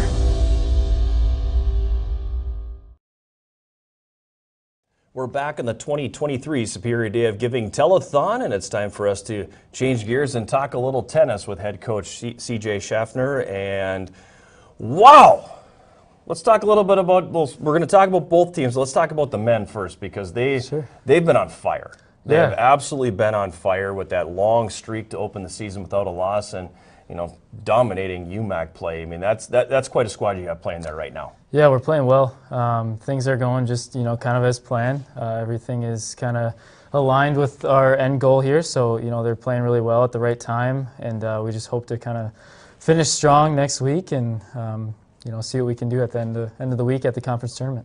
The interesting thing for me with that group is there's a lot of new blood there, and didn't get to see a lot of these guys play until you had this little stretch of meets at home, but they're fun to watch, and they seem like they enjoy the heck out of every second that they're on the court. Yeah, it's a good group. They play well, they have fun, they are good with each other. So, and they are young. Yeah, and we'll have another young squad next year. It's just kind of the route that we've been going right now, and they've been really performing well, so it's been really good. A really strong international flavor to that group too. So talk to me a little bit about how you assembled that group of players. Yeah, you know, we put together a good group of international players and American players. It's a nice balance. We have players from Brazil, from Japan, from Hungary, from Ecuador, from the U.S. So it's and Russia as well. So it's it's a good mix of personalities, and it's been really cool to see them share cultures with each other, and and get to know some of the American guys, and vice versa. Brazil, Ecuador, a little different climate than what they're accustomed to here. And I just go back a week when you played Northwestern here, and the winds were blowing 30 miles an hour, steadily out there. Not exactly the climate that they're used to playing in. How have they acclimated to that? Yeah, it's interesting. It wasn't much of a home court advantage because we weren't used to that. That was our first match outside this year, and yeah, no, they get used to it. They have to, and they, the nice thing is it's the same court, so it's like you're playing on the same court. Versus the surface is different. They're used to a lot of clay, but it's the same size and that's the same height, so it's. Yeah, there's a breeze, but there's wind there too, so it's just a little bit warmer wind than what you have here. A little bit chillier up here. On the women's side now, that's a program that I think is probably where the men were a few years ago, and you've built that men's program up now to be a powerhouse, and the women are kind of taking those baby steps now. A lot of youth there, but there's some real talent there too. Oh yeah, and yeah, like you said, this is where we were with the men, which means that the future's bright there. Again, recruiting has been key to that. Getting some good players in here. Ina this year has beat everybody. She's a freshman. She's beat everybody in conference right now at this point. So hopefully she finishes strong this weekend. But there's a lot of talent. We got our number 2 players from Grand Rapids right up the road, and 3 players from Cloquet, so it's a lot of local talent mixed in with some international players. But yeah, no, the future is bright for that group too. And they're the men sitting in first place in the North Division. We'll talk a little bit about that in a second. Women are in that 2 to 3 range there. So as you're projecting forward, looking at how you're ramped up for the postseason tournament, where do you see your 2 clubs? Yeah, hopefully. So we finish up our conference play this weekend.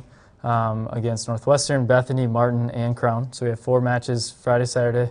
It'll be busy, and if it goes as planned for the men, we've beat those teams before. We hope to do it again. Obviously, if we drop 1 to Northwestern, it's still co-champs at that point, hopefully, and we can share that seeding going into the tournament. And then for the women, we would love to pick up a win this weekend, which would potentially put us into that 2 spot. Right now we're sitting at 2-3, which would mean we have to go to a play-in match to get into that conference tournament. So, just looking at this weekend, hopefully we can get a win and don't have to play that play-in. Otherwise, we're going to be excited to play that play-in on Tuesday, probably against Minnesota Morris, who we're familiar with. So, things are just going sort of as planned and right where we want to be at this point. I made reference to the North Division, and that's because there's a South Division this year in tennis, and a lot of unfamiliarity there. Unfamiliarity? We're not familiar with a lot of those schools. So talk a little bit about, number 1, the process of establishing the South Division, where those teams come from, and how is that going to impact things when you get into tournament time? Because for the first time all year, you're going to see some of them. Right. So yeah, it's real interesting. The partnership was created this year. And it's with the SLIAC, so the St. Louis Intercollegiate Athletic Conference. Depends who you ask, it could be the SLIAC. We don't really know at this point. But Greenville, Principia, Webster are some of the top teams down there. We're not too familiar with them. They play some similar opponents, but a lot of their own opponents as well out of the region. So it'll be interesting to see. So we're playing the top 2 teams from the north, and the top 2 teams from the south make the conference tournament. The semis will be on Friday, so we'll flip-flop, and the one from the north will play the 2 from the south. The 2 from the north will play the 1 from the south on Friday, and then Saturday, whoever prevails will play in the championship match. So it's a little bit different. Obviously, last year we had 4 teams from the UMAC North make it, and this year we can only get 2 teams in. So, on both sides, we hope that's been our goal, is to be one of that top 2 teams, and then just kind of play our best tennis and prepare as best as we can and be the best team we can be, and hopefully it's enough to beat some of those southern teams. You used the word goals, and obviously part of today is all about raising money and reaching those fundraising goals. So let's talk a little bit about this.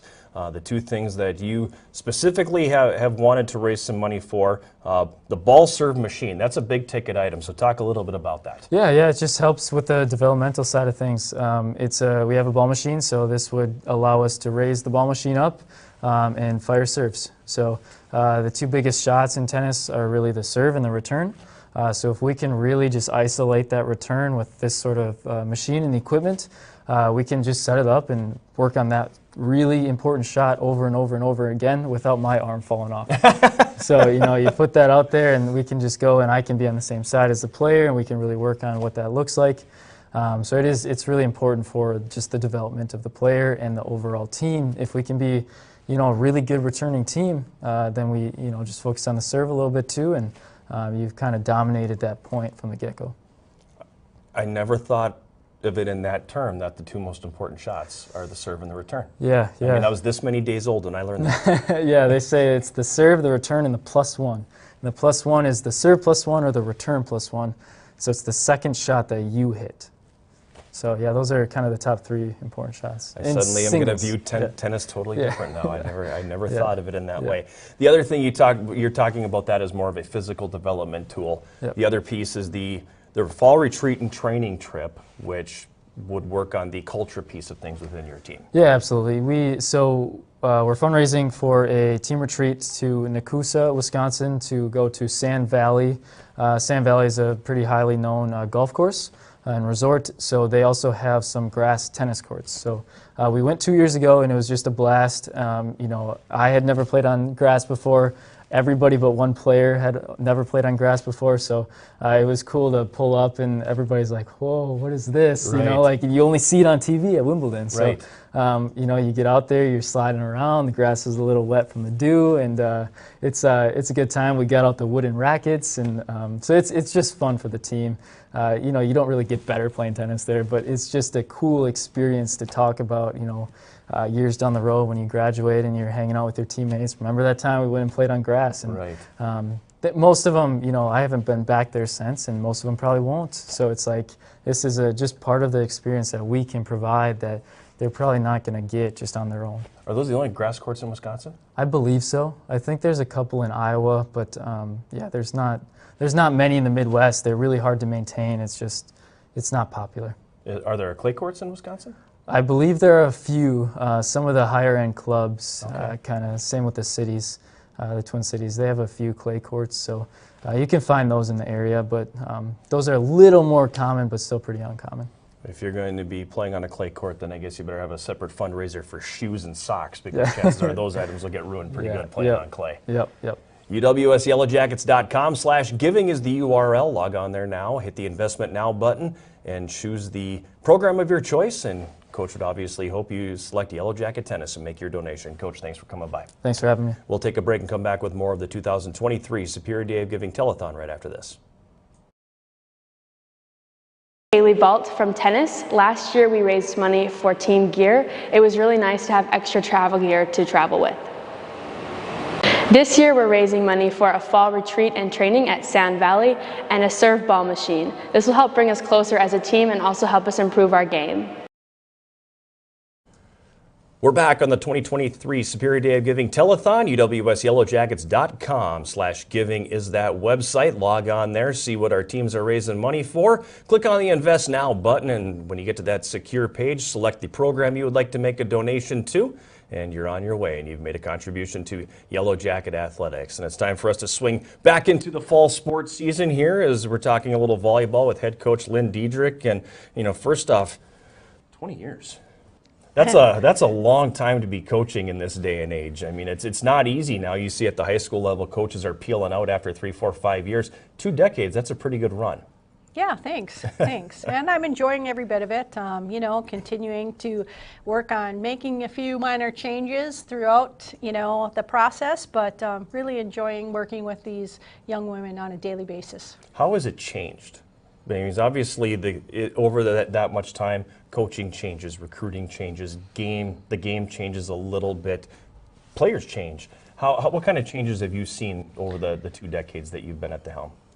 I think one of the biggest changes is you just have to be a really good listener these days. I think you have to be able to just kind of hear what some of the kids are saying. Really, you don't have an idea what they're going through, especially after the COVID and things like that. And really kind of trying to be there for them and support them in any way that I can.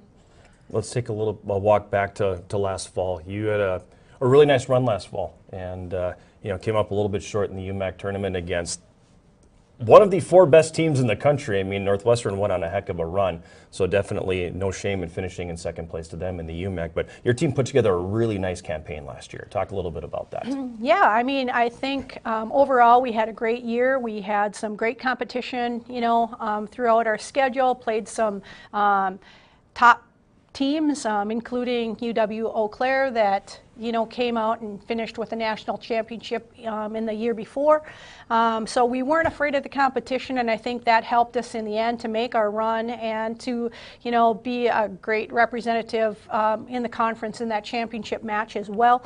I think our team played hard. They played extremely tough. I think there was just a difference of them having a few more powerful hitters at times, and in volleyball it can be momentum and things, and the momentum swung their way, especially in game 1. In game 3 and game 2 we kind of came back and battled a bit, but I'm proud of the way the kids played and the level of competition that they played throughout the whole season. You like to traditionally take a trip early in the year, get the team out of the Superior market for a little bit. Last year you took your team to Colorado. And talk a little bit about what an early season trip like that can do for the team building piece of things. Yeah, I think for us it's really nice to go in the beginning of the year because we're not having to focus on classes and things like that. So it gives us extra time to just hang out and bond and build those relationships that we can and do within that time frame while we're on our trip and things like that. This past year we did bus it, so that gave us additional bonding time, on the bus, as some people would say, oh, that would be too far or things like that. But it really was a great opportunity for us to just really kind of get to know each other on a new level. And I think that also helps with building and getting to that next level as far as being a competitor at the championship level. And, I enjoy those trips. I think the kids are very grateful for those opportunities. We try to take a trip every other year, and I think in doing so it really just changes something about being a part of our program. And it's so much more than just going out there and playing your 4 matches or whatever it may be. So when you're planning a trip like that, what other kinds of things are you looking to do? Well, activities process and stuff, we're always looking to do things as a team. Like this past year, we did a few unique things. We took a mine tour, a haunted mine tour, and things. And I like that kind of stuff too. They, when have they done a haunted lantern tour, before? And so we're kind of looking for experiences that maybe they wouldn't have done unless they were involved with our team or something like that. We also, had dinner one day after practice on that first Thursday that we got there in an airplane. And so that was kind of a unique setting for us, right? We're in an airplane and they've turned it into a restaurant and things like that, and it's got a lot of history behind it, so that was really unique. Taking them on hikes and walks and things that are free are also important and things like that. But we have in the past, when we have visited Colorado, gone to like the Olympic, Paralympic museums and things like that. So we are always looking for unique things to do that maybe would be one-time opportunities for them while they're involved. You say every other year you'd like to take a trip, which means this year probably not, and that's a nice segue into the fundraising segment of this and a preseason team retreat. So when you are not making that trip, which can serve as a retreat in its own right, what kind of a thing are you trying to do for that preseason retreat? What do you want to be able to do with your team? Yeah, so we will be looking to take a retreat here this year as part of our fundraising efforts, and we will be looking to do team bonding, opportunities for us to just really kind of get to know each other on a deeper level and have those opportunities to try to do team building activities, such as maybe mini ropes course or things like that. The last time that we did the team retreat, we also did some things like slingshot and bow and arrow and kayaking and things that maybe are not related to volleyball, but we created events that made them slightly competitive, but yet let's see what we can do as a team and mix them all up and, you know, really try to figure out who's good at what. So. And putting a bow and arrow in their hand. Okay. I never shot one of these before. Let's see. We wanted to do rifle. They had rifle as an option, and I thought, oh, wouldn't that be cool? But they just, back when we tried to do it, there just was not enough ammunition for us to be able to do that. So it was kind of, well, this is our second option. Good target practice. And then the other thing we want to raise money for is the breast cancer jersey. So talk a little bit about that. Yeah, so this is kind of something that was exciting to me because in the past we have done Dig Pink event games and things like that where our student athletes, we've used pink volleyballs and the officials wear, you know, pink referee shirts and whistles and things like that, and we've had pink jerseys in the past, and it's been a while since we have, you know, come back and done that. And I think it's a great awareness for just everyone about breast cancer awareness. And I think, you know, when our kids came and said, hey, Coach, can we fundraise for this? I'm like, you bet, this is exciting. Is that something you do internally, or is that something, because I know the Side Out Foundation has been very active in that in the past, is that something then you would do more at a national level?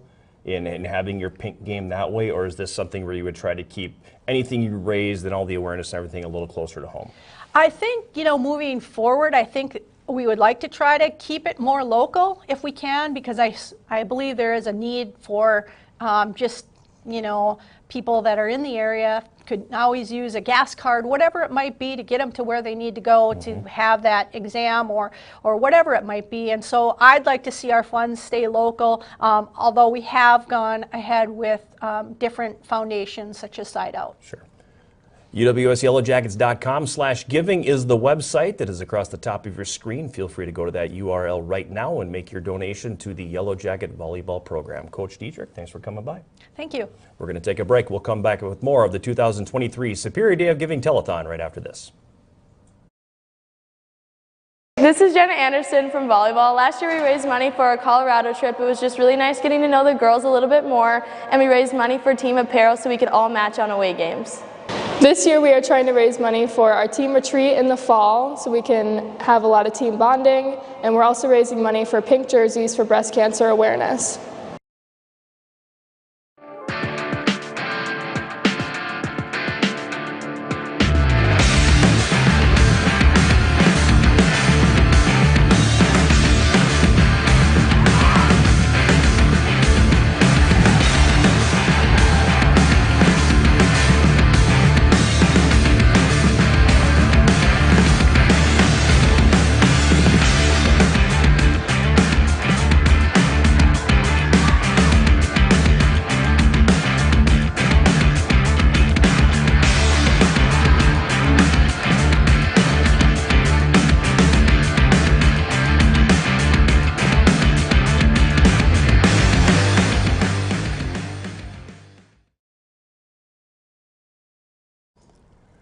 We're back on the 2023 Superior Day of Giving Telethon, raising money for overall the university itself, but here we are raising money for Yellow Jacket Athletics, and the URL, UWSYellowJackets.com/giving is the address at the top of your screen. Log on to that right now, hit the Invest Now button, and make your donation to one or all, if that is the case, of our Yellow Jacket programs. And we are joined now by Yellow Jacket women's basketball coach Emily Carpenter, and number one, congratulations in order, because the word interim no longer attached to that. So congratulations on becoming the full-time women's basketball coach. Thank you. Appreciate that. A long process, obviously, a whirlwind process. If you go back to, we go back to the golf outing last July, we didn't have a coach. Go back to August, we still didn't have a coach. And then all of a sudden, you were just kind of thrown into the deep end of the pool. So let's talk a little bit about that whole thing and what that was like for you personally, not necessarily talking basketball, but just what was that like for you? Yeah, well, it was,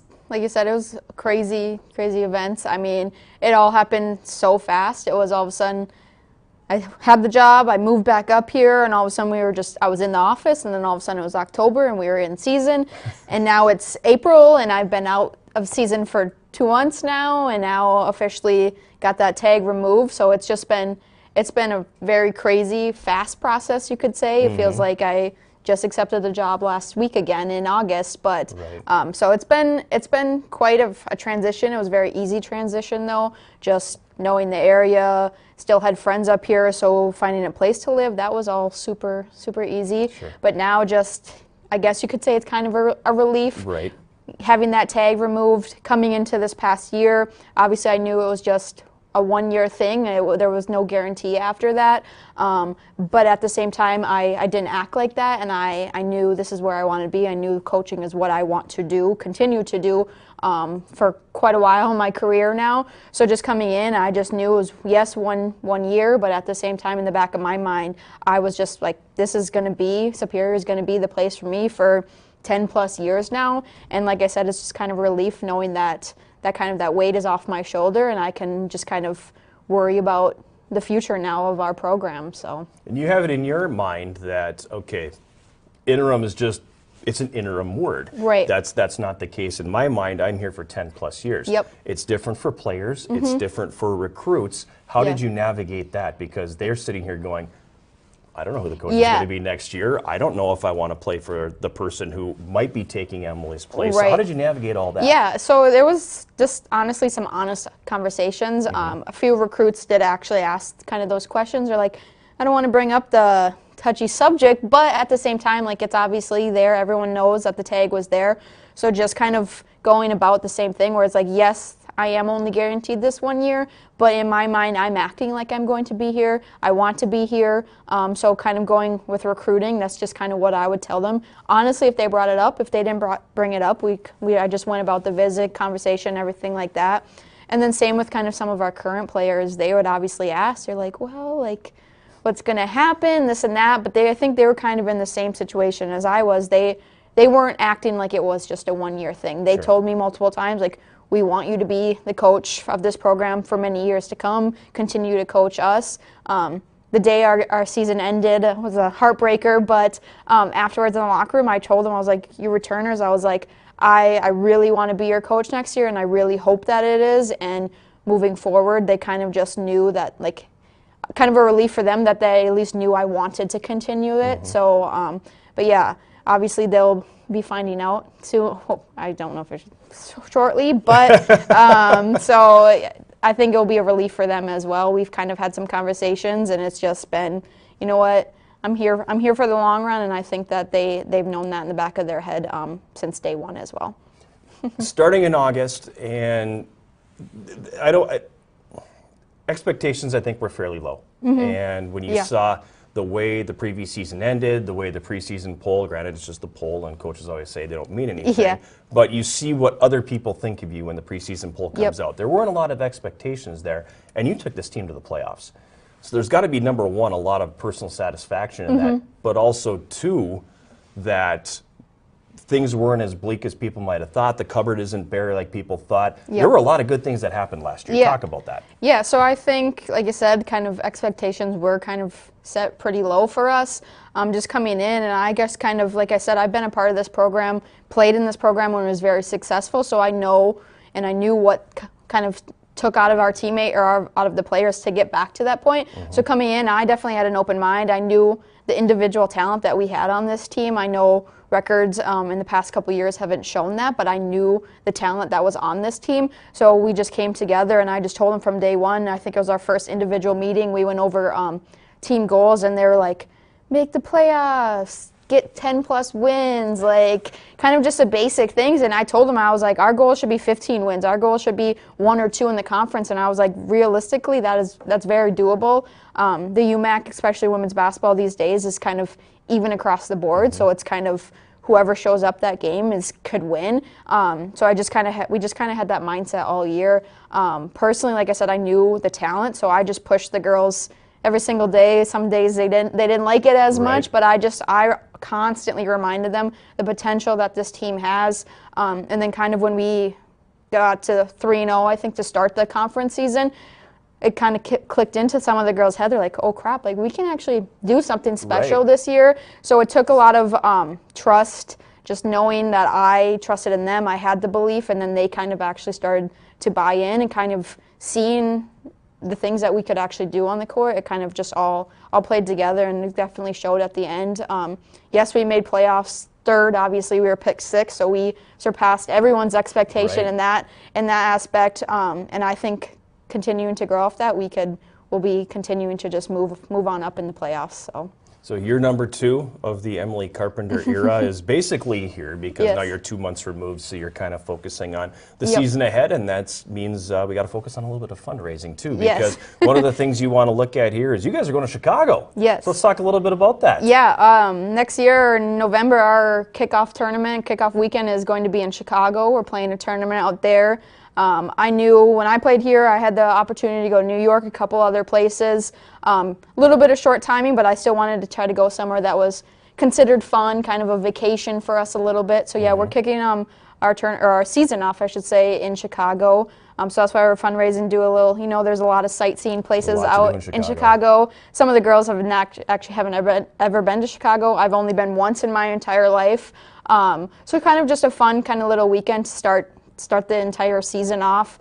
Play two games out there. We're going to go a day or two early, so then we can practice out there, and then, like I said, do a lot of the sightseeing because there's many opportunities. So that's kind of I'm excited to be able to start our season off that way. So. And you're giving yourself an extra day too, so you can do the whole Chicago-style pizza thing where you're going to eat a brick, of course. And have that. You're going to have a chance to work that through. Yeah, we'll do that the day we get there, so then we have the next day to practice and run it all off. Yeah, run it all out. The other thing you're looking at to raise money for preseason retreats, and I know it's been a kind of a popular thing so far on this the Day of Giving here, that teams want to have that preseason retreat. And what do you hope to be able to gain out of something like that? Yeah, I think it's just an opportunity now with the new NCAA rules. We'll be able to do this early September. So we won't even be in season yet. So I think it's just an opportunity for us to all come together before we even start practicing, before we see each other every single day for 7 months straight. So just kind of yet again, kind of a kickoff to our season. We will dive a little bit deeper kind of into like some leadership things, stuff like that, go through kind of get everyone engaged, everyone involved, kind of everyone has opportunity to speak up, talk about some things that we'll go through. Obviously, when we get closer, I'll figure out what those topics are and things. But then another opportunity, just team bonding, have fun.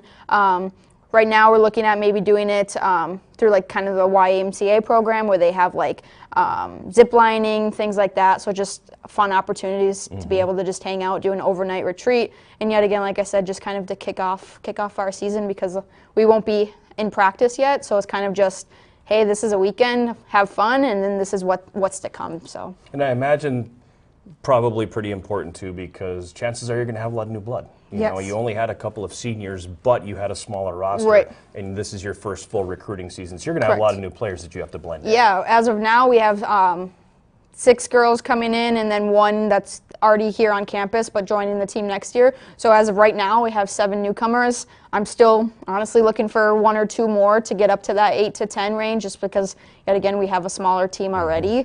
So yeah, it'll just kind of be integrating them into the team, kind of allowing them to get the sense of what we are, what our team is like, and then same with the returners to be able to kind of drag them along and be like, hey, this is what we're all about, and we'll show them right then and there in that first weekend. So. You know, you were the youngest coach in Division III last year, right? Yes, you know that? Yeah, I've been told that many times. Yep, the youngest coach in Division III with the oldest assistant. Yes, so the gap between Emily and Hal was probably an NCAA record. I have no verification on that. Almost 60 years, something like that. It's a 60-year spread there. Yes. So that's the biggest gap by far in Division III, or actually all of NCAA sports. So great things happening within your program. Congratulations again, and thanks for coming by. Thank you. We're going to take a break. We'll come back with more of the 2023 Superior Day of Giving Telethon right after this. This is Elsa from the women's basketball team. Last year we raised money for team meals and team apparel. It helped us look unified as we were traveling from game to game, and it helped us build trust and bonds with one another over some good food. This year we are trying to raise money for a fall team retreat and our Chicago trip, and going on this trip will be a good chance to build relationships with all the girls on the team. We're back on the 2023 Superior Day of Giving Telethon. The URL is at the top of your screen, uwsyellowjackets.com/giving to log in and make your donation to any of our Yellow Jackets sports programs. And let's head back to the arena now, and it's time to talk a little bit of women's hockey with head coach Dan Laughlin. And I'm going to throw the same thing at you that I threw at Lynn a little bit earlier in the day. 20 years at the helm of the same program, and that's not exactly something you're seeing a lot of these days because so many people get out of the coaching game early. What's keeping you in this long? That's a great question. I think it's, first of all, just the love of the game, and I think we talked about this before in your podcast there, but just graduating from here, playing from here. I got 2 degrees from here. It's kind of been my life, and it's a blessing to come back and coach at your alma mater, and just puts a little bit more passion behind it, I guess. When as a player, you worked your tail off, and blood, sweat, and tears, and now you get to do it every day as a coach, and it's just and then everyone else here in the athletic department and across the campus is. They're just good people, and it's a great place to work. Let's talk a little bit about the season that was. Didn't go the way you'd wanted things to go. It was a tougher year for you, but I think in some ways, with the young roster that you had so many young players on your roster. Probably one of the largest freshman classes you've ever had. There was bound to be some growing pains there. Yeah, and of course, as a coach, you want to just skip by all those growing pains, but. I think in reality there was that, and with the youth there was, I think the word that after looking back on the season and just kind of focusing in on all the situation was the inconsistency, and I think that is part of youth, and so, we know we have to get better. We've been discussing it this spring as a team, and and we're doing the right things to implement. Certain areas for next year, and you just got to keep growing. You got to keep growing, and we don't want to take a step backwards or sideways. Next year, we want to move forward, and we got a great group. We graduated 1 senior, so everyone's back. Now you throw in a couple, 3 or 4 freshmen, a couple transfers to add to that. So it's a really good group, and I think. Our expectations as a group are high next year. You brought up the transfer thing, and I was going to bring that up because Rich touched on that when he was in here with us about how it's really changed the landscape of college hockey on the men's side. Have you seen the same effects on the women's side that they are seeing on the men's side? I don't think it's not as intense, but it's there, and it's growing every year. I check it, to be honest with you, every day just to see who's out there and what's going on and who's moving here and there. And I think we'll for sure maybe have 1, if not 2 this year. And that's a way for you to kind of even out some of those classes too, like Rich was saying, the same thing where he's going to have probably another incoming class of 10 players, but maybe only 7 of those are 4-year players. It's a way to kind of even that out a little bit so you don't have to keep bringing in that large class, right? That's right. I mean, I always kind of look at them as kind of like free agents. You're bringing in that experience, maybe halfway through their career there in college. So it balances out quite well. Let's take a look at the fundraising aspect, because this is the Day of Giving and we are trying to raise funds for our different athletic programs here. And you've got the in-season team building session. And this is a little bit different because most coaches that have come on have wanted some kind of a preseason retreat that they want to have. You're doing in-season, so taking a little bit of a different angle with things. Yeah, we've never really done a retreat before, like a preseason, just with time restraints and such. But we were looking, during the Christmas break when it's basically 2 basketball teams and 2 hockey teams that are here. There's a lot of free time, and to use that time to do something real special as a group, and we all kind of just thought of getting a bus and heading down to Wild Game, and that's something where some of these players haven't even been to a professional game, or some of our players haven't. So it'd be a real thrill to them, and also just to get the team together, kind of outside the locker room and in a different environment to do some bonding. If you've never been to I mean, for some people, they've never been to a pro sporting event. Right. You know, let alone it just being an NHL game. But, you know, I've been to Wild games, you've been to Wild games. It's a fun experience. It is. And, you know, they got some nice players, too, to see. And, I mean, it's just fun to watch, you know, at that level, the play they exhibit. And then the other thing you were looking at on here is training equipment. That's very vague. So talk a little bit about what you're thinking there. We're kind of being more specific towards some exercise bikes. They're getting pretty run down and beat up. You know, that we use them quite every day, really. You know, prior and post practice and game situations. So we'd like to get at least a couple of those new ones to add to our mix. One thing I want to ask too before we let you go here, Coach, is, you know, you're sort of the outsider going through last year without an assistant coach. Yeah. How taxing is that? You know, it was like you always, after a game, especially on the road, you wanted to, you know, kind of sit down with your assistant or your staff and go over the game and just hash out, you know, things you can do better and stuff like that. So that was hard. You know, and just having extra eyes and ears, you know, just helps so much. But you know, next year we'll get a staff together. I'm real excited about that. I know the team is too. They want it, and especially in practice situations too. So it's needed, and we'll take care of it. UWSYellowJackets.com/giving is the URL. Go ahead and log into that right now. Hit the Invest Now button and make a donation to Yellow Jacket Women's Hockey. Coach, thanks for coming by. Thank you. We'll take a break and come back with more of the 2023 Superior Day of Giving Telethon right after this.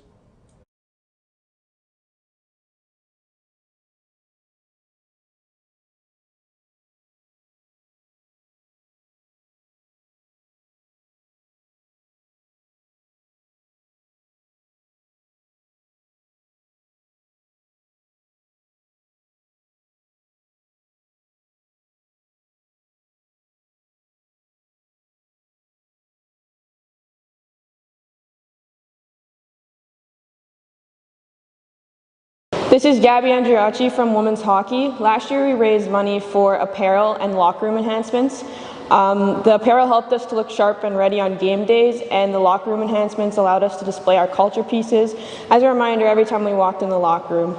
This year we're trying to raise money for training equipment and a team bonding trip to a Wild game. That will help us get closer as a team and prepare better for game days.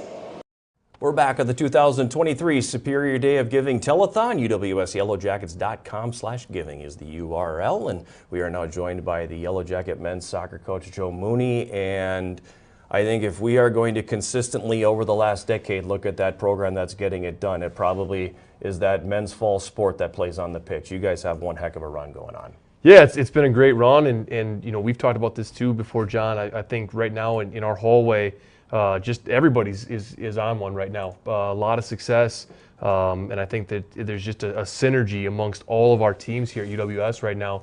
All just really, you know, I think great kids getting it done in the classroom. Obviously, like that GPA, we keep seeing that, and then you know on the field, on the court, on the ice. I mean, on the course, like all of our teams are just. It's been a really fun time to be a part of this department. I think if people will look at your club in particular, and I'm not selling short of what you're saying about the hallway in general, but I do want to target your team a little bit more specifically. You know, that's just what they do. You know, they win the conference, they do this, but winning's hard, and they can say whatever they want about the UMAC and the lower part of that, because there are some teams that do struggle in that aspect of things. But winning is difficult, and winning consistently is even more difficult. And your team seems to have found a little bit of a recipe for that.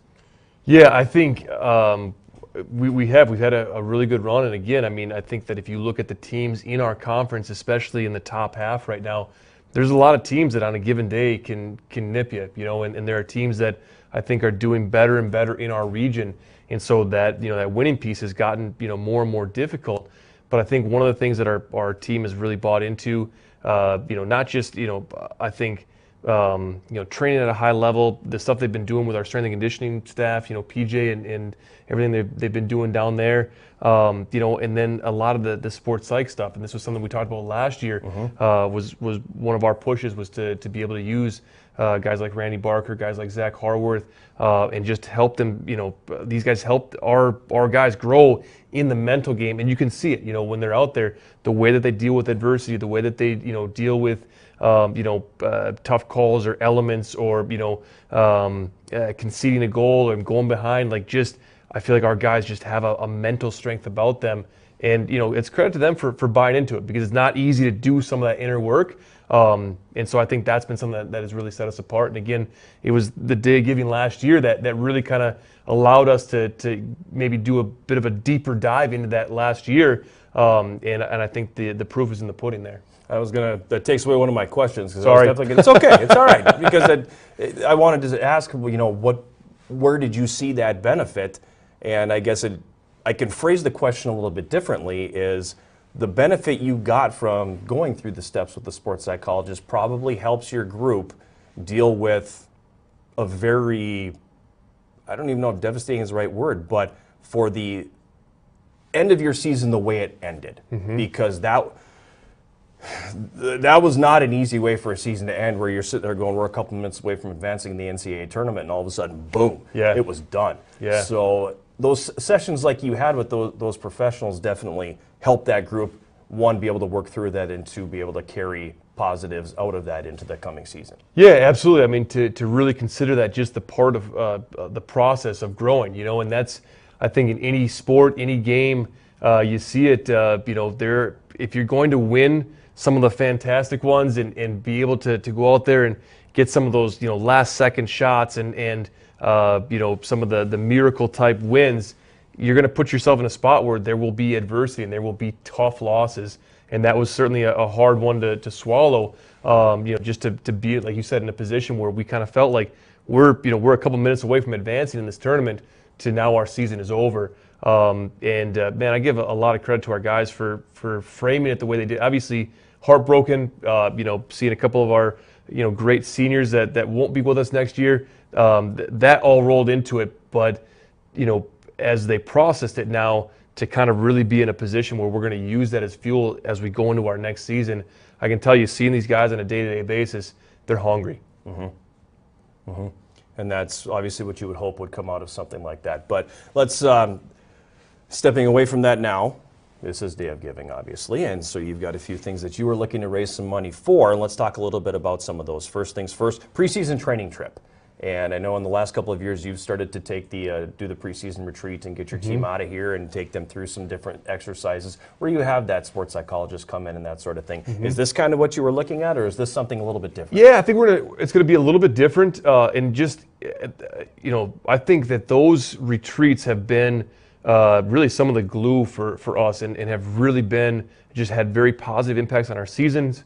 The team chemistry, the team dynamic, I just see it every year. It's like I keep saying, it's like this is the best it's ever been, and I just feel like every year it's like I'm going to say it over again, because it just has gotten that much better. And so I think that's a huge part of it.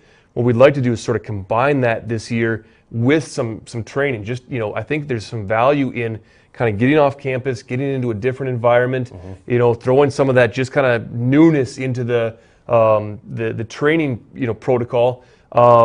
And then really, I think, just there's challenges with getting off campus that guys have to, you're in a different space and all that. So it's a way to kind of, just insert a little bit of that adversity. But I think to be able to also just kind of add to the experience, enhance the experience for everybody as they come in. So we haven't put together fully what we're going to do on that trip. But I think that, it's input that I want from the players to really kind of, I guess, finalize what we're going to do.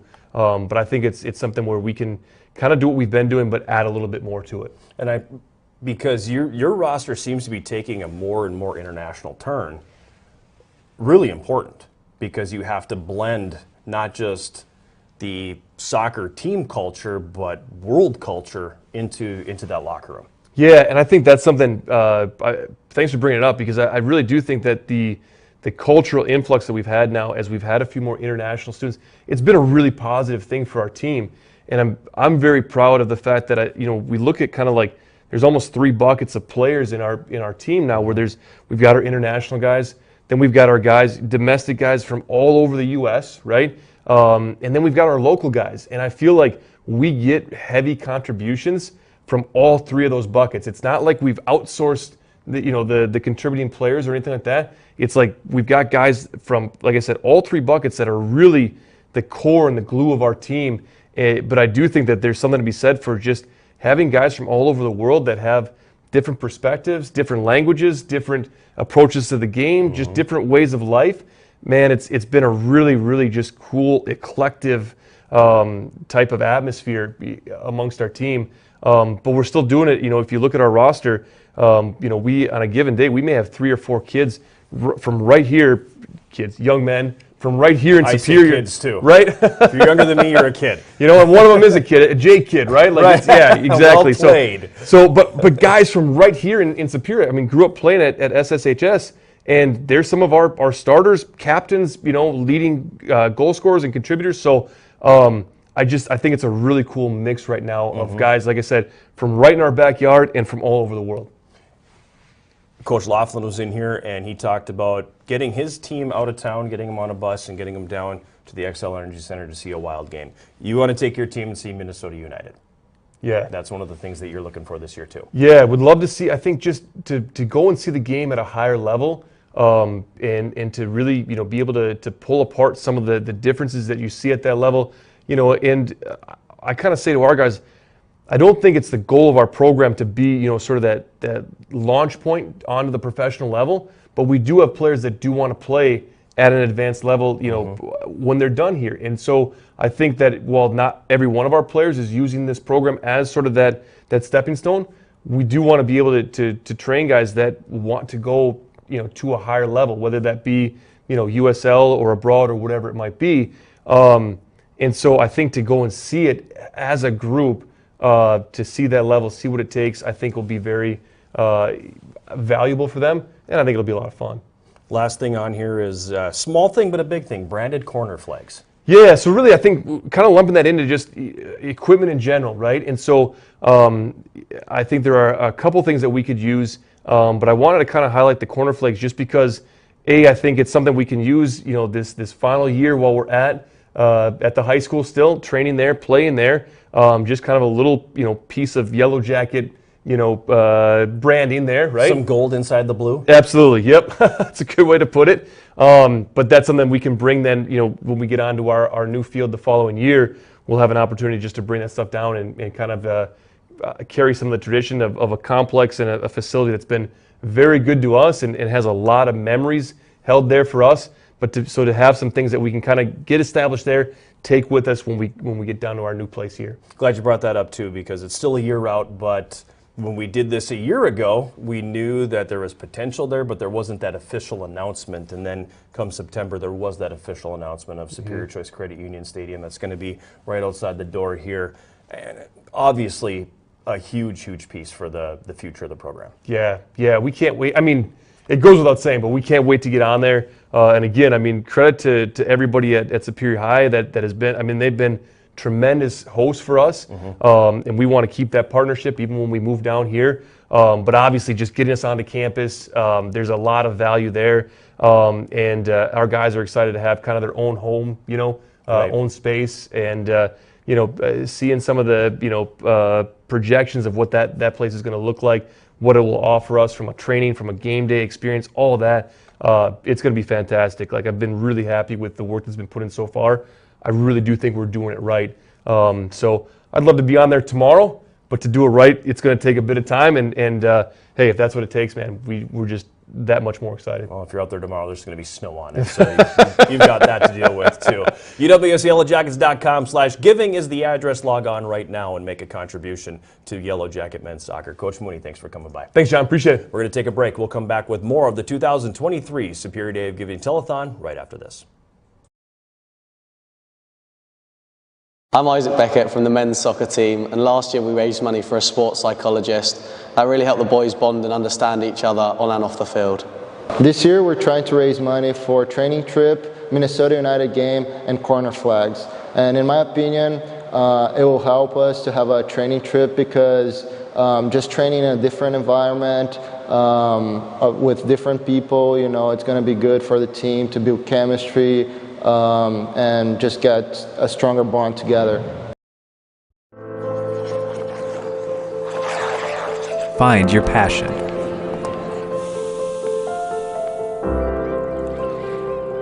Find your people.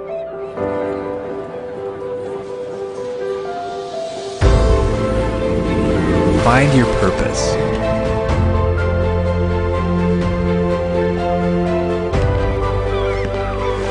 Find your superior.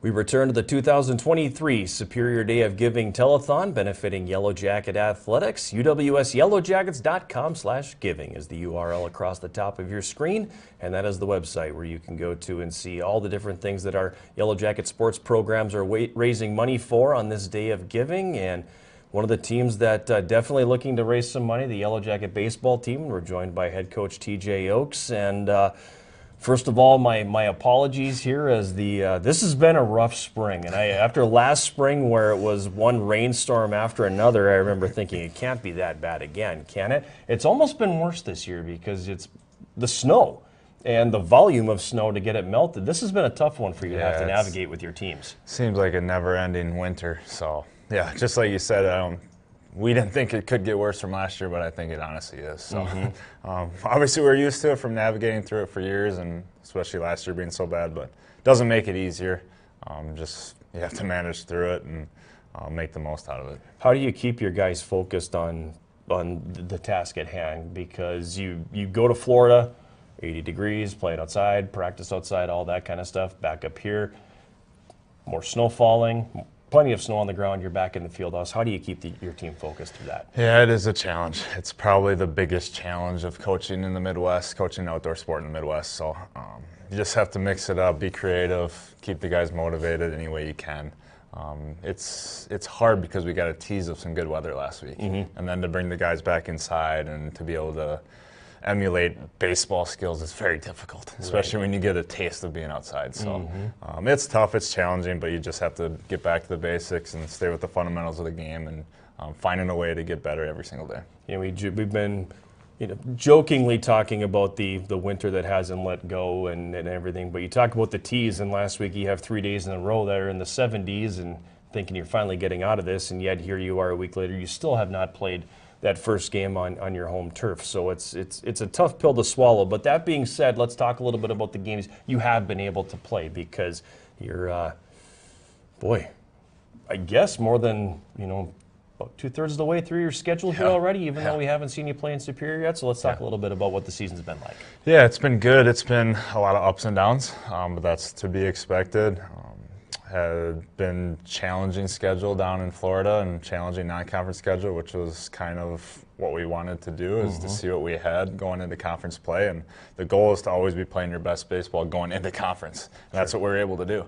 So kind of what we had set up worked because we challenged our guys early. We played a lot of competitive games. Even our losses were 1, 2 runs, 3 runs. So we were right there in every single game. So it was good to play in close games, especially early, because it does prepare you for later in the year playing in tight games, especially in conference. So our goal is to be playing the best ball going into conference, and I feel like that's what we're doing, and set ourselves in a really good position here going forward for the last couple weeks. And 2023, the Upper Midwest Athletic Conference, at least in baseball, wide open. 100%. Maybe I'm wrong, but I look at the conference top to bottom, and it's wide open this year. I mean, it's there for the taking. Absolutely. There's a lot of teams that are getting better and better. The conference is getting more competitive. Even the teams towards the bottom are playing competitive games against teams at the top, which is always great. It's good for the conference. It's good for us. It's good to see good competition every single day. But yeah, you're 100% right. It's there for the taking for anybody, which makes it fun. So it makes it fun. It makes it competitive. It makes it enjoyable to show up to the park every day. Let's talk a little bit about the fundraising aspect of all of this, because a year ago, I always use the baseball Rapsodo machine as the example, because we can sit here and talk about that and we have no idea what that is. And so you're able to touch a little bit on on what has that been able to do for your team? Because you talked about it a little bit last year about the advanced analytics and everything, that it basically is like the golf simulator of the baseball world. Sure. And how has that been beneficial to your team, and how have you been able to put that particular item into practice? Yeah, so we haven't really dove deep down into the major analytical stuff of it. We've used it more for, it's huge in the cage inside. You can actually see where the ball goes. I think that's one of the biggest things, the biggest challenge when you take BP inside. You feel like you hit one, you're like, I don't know if that would have been a base hitter. Now the machine tells you exactly, hey, that would have been 200 feet, line drive to right center field. So you can kind of analyze, okay, that swing felt good and that's where it went, and that's how well the exit velo was and everything. So I think that's been the biggest advantage. Honestly, we've loved it when we've gone live in the cage because you can play an actual game. So if a guy hits it and you can say, hey, Rapsodo said it was a double, so you go to second base, next guy gets a base hit, he scores. Where if you don't have that machine, you're just guessing. Right. And then before the Rapsodo, I was always the umpire and I was always wrong. So I would say, oh, that's a double, and I would always get questioned. And now you have proof on a computer screen that says, no, like it's a double. So honestly, that has been instrumental, just being able to do live situations inside of a cage. So like I said, we haven't really, there's so much to it. There's so many numbers that you can dive deep into. And in year one, we've kind of simplified a little bit and use it from that standpoint. Plus to see some swing progressions. So making changes with the guys' swing, say, hey, your exit velo is this, but if you make this adjustment, look, it goes up 5 miles per hour. Like, so it kind of shows proof that, hey, what we're trying to tell you to do is working, and you're seeing results. So that's probably been the biggest thing that we've gained from it. So I use that one again as the example of why it's good to kind of explain what some of these items are. But that, I think, in a way, maybe goes hand in hand with what you're looking at for this year, too, when you're talking about the virtual reality hitting software. And we're not talking about like Nintendo Wii, where you have your controller and that's it. I mean, this is kind of taking some of that to a new step. So talk to me a little bit about that as we get into the fundraising. Yeah, it's the latest technology. There's just so many guys in the big leagues that are using it. Basically, you can take live at-bats all year. Which is huge for anyone, but especially huge for us being in the Midwest when we're stuck inside. Yep. Guys can literally be taking live ABs inside their head every single day, which is crazy to think about, but technology is insane these days. And you obviously have a VR set and you can see a pitcher and there's a bat attachment with the device that you swing, and if your timing's right, you'll be able to connect and be able to get instant results of whether your timing's right or not. You can see breaking balls, you can see all pitches, so just training your eyes to see pitches all year long is instrumental. Like I said, big leaguers are using it all the time now. Interesting. You see it in every clubhouse of every organization, so technology is unbelievable, and it's one of the latest things that guys are getting advantage of. Obviously, you can only see live pitching so much. From our standpoint, our guys only have so many bullets in their arms. Like, we can't just go live every single day. Right. Now with this, it gives our guys the ability to see live pitching every single day, which is instrumental from a hitting standpoint. The other thing you're looking at now for this year is the spin ball pitching machine. So what is that? Yeah, it's the latest technology pitching machine. You can set the dial to exactly the miles per hour you want. So the pitching machines we have now are awesome, but you kind of have to guess. There's 3 different dials that you have to make sure they're all right to get a certain miles per hour. This one you can set it 80 miles per hour and you know it's going to be 80. You can set the spin direction, all that kind of stuff to throw any single pitch. So I think it'll just be instrumental again for our development hitting wise, and also from a catching standpoint, infield standpoint.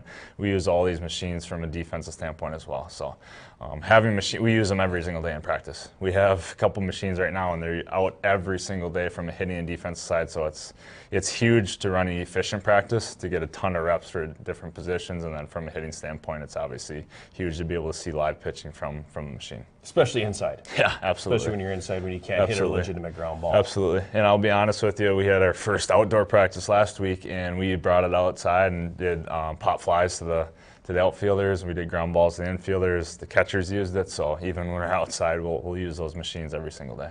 You mentioned earlier that you were always the umpire, and it seems like you were always wrong. Do you have sympathy for umpires now? Every once in a while, but there's a few calls that I get on them about. So the postseason now coming here just around the corner, really. I mean, it's amazing how quickly everything goes. So as we get into these final weeks of the regular season, how do you like how your team is stacking up at what you've seen so far when these conference games you've played so far? Yeah, I like the direction that we're going. We're on a little bit of a roll here, playing well. Even the games we've lost in conference have all been very, very close, and we could have won those games, which is always encouraging. You don't want to get blown out. So we've been right there in every conference game, which is awesome. We're putting kind of all three phases of the game together. Pitching's been solid.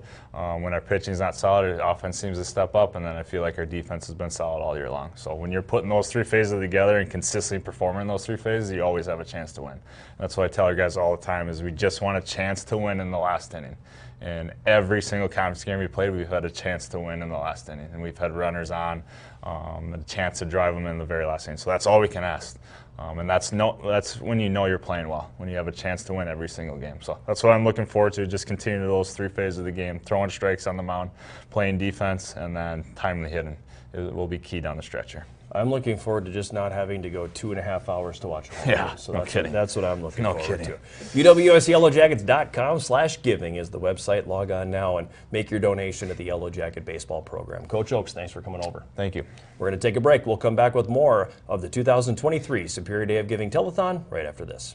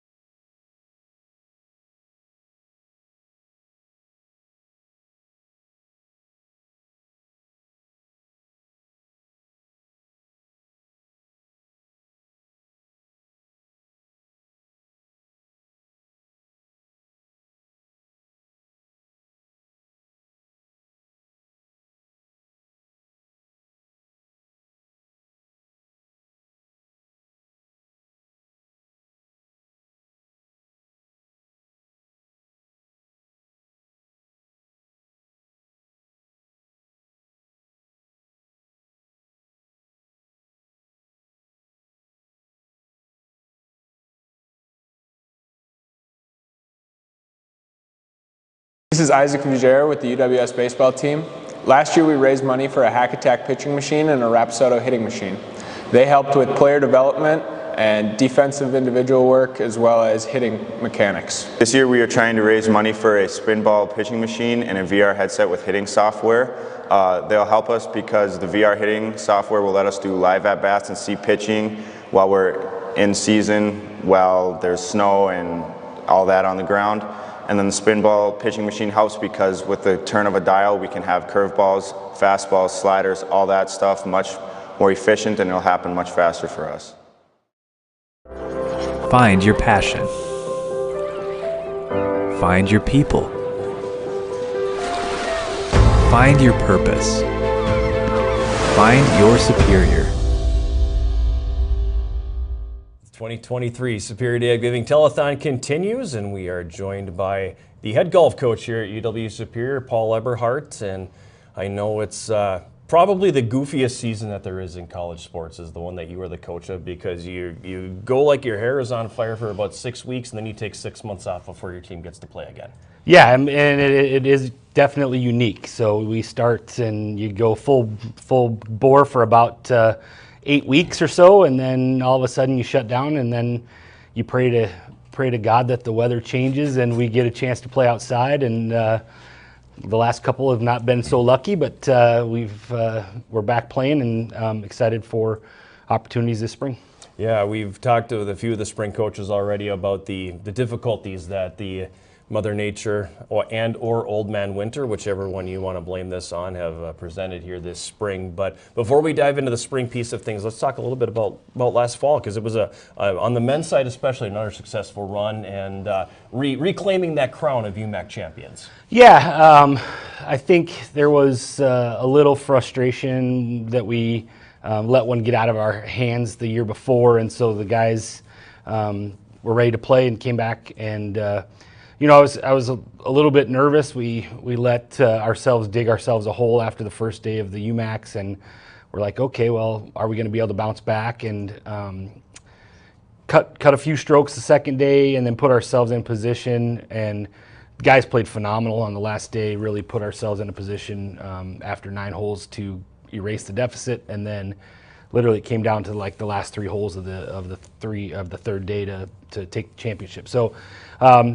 4th in the last 5 years, which is good. Guys are excited for the opportunity to get to go play at Nationals. So looking forward to that opportunity. I'd be doing myself a disservice if I didn't bring up Charles Martin in there too, because the interesting thing about him was that you talked to him in the summer and he wasn't even sure he was going to play, and then he wasn't even sure he was going to crack your top 5, and all of a sudden he's placing in the top 3 and he's an all-conference pick. And it was in some ways, maybe a Cinderella story for the way, again, he wasn't even sure he was going to be in the top 5, and here all of a sudden, by the end of the fall, he was your top golfer. Yeah, and Charles is super unique because he can hit the ball an absolute ton. I mean, for him, it was sort of trying to figure out and dial that in a little bit and figure out where it was going to go.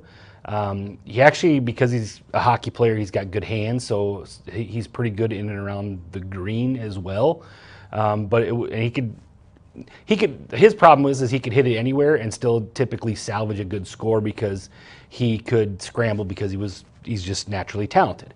But yet when you play at a super high level, if you make a mistake, that costs you a stroke. And so what I think he finally kind of learned is that he had to play a little bit dialed back. And he probably wouldn't admit that, but I think he dialed things back a little bit, tried to play a little bit more smart golf instead of power golf all the time, and he really played really well down the stretch for us in the fall and did a great job. Women's side a little bit different because you're in more of an established thing on the men's side. It's a growth phase for the women's side, and that's something that is, you came into this knowing this is going to take me a few years to be able to build that up to get it to the level the men are at. Yeah, and I'm super excited about a couple of our players on the women's side. We had a freshman girl, Allie, that had a really good fall and showed that she can play at this level. The women's side is just different. There's just not as many women's golfers, and so and those that are golfing, the number that take it super seriously is, I would say, less than half of the numbers that play high school golf, which is an already small number. And so you start looking at girls that want to truly play college golf, play at a high level, and then you take all the schools that are trying to recruit them, you end up with a very small number of people that can help your program every year. And so you've got to sort of get lucky there. And it's been a slower process than I imagined, but I hope that with some work over with work I've done basically from a recruitment standpoint to get us going for next year, we should hopefully be looking to maybe turn the corner, I hope. But it still boils down to they got to come out and play and see if we can't take that next step forward on the women's side. Let's take a look at the fundraising here, because it is the day of giving, obviously, and we don't raise specifically for the men's team and the women's team here. This is something that is a collective. So the items that you are looking for this year: practice putting green, which obviously, well, what do you need that for? Well, where we are, that's something that would get some pretty heavy use in the, I guess, off season. Right.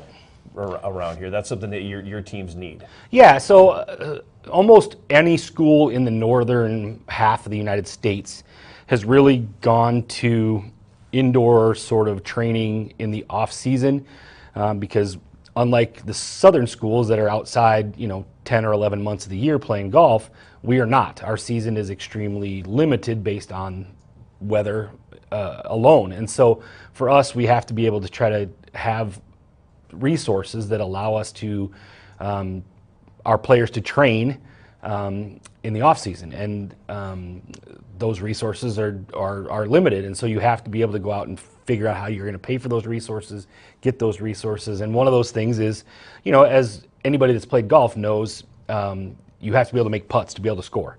And so putting practice is something like, to me, from a basketball coaching perspective, it's like shooting free throws. If you don't get in and shoot free throws, you're not going to be a very effective free throw shooter. But if you don't go get putting practice, you're not going to be able to be a good putter. And so it's something that we can do on the inside and really work on trying to get our golf room up to a higher level for both our men's and our women's teams.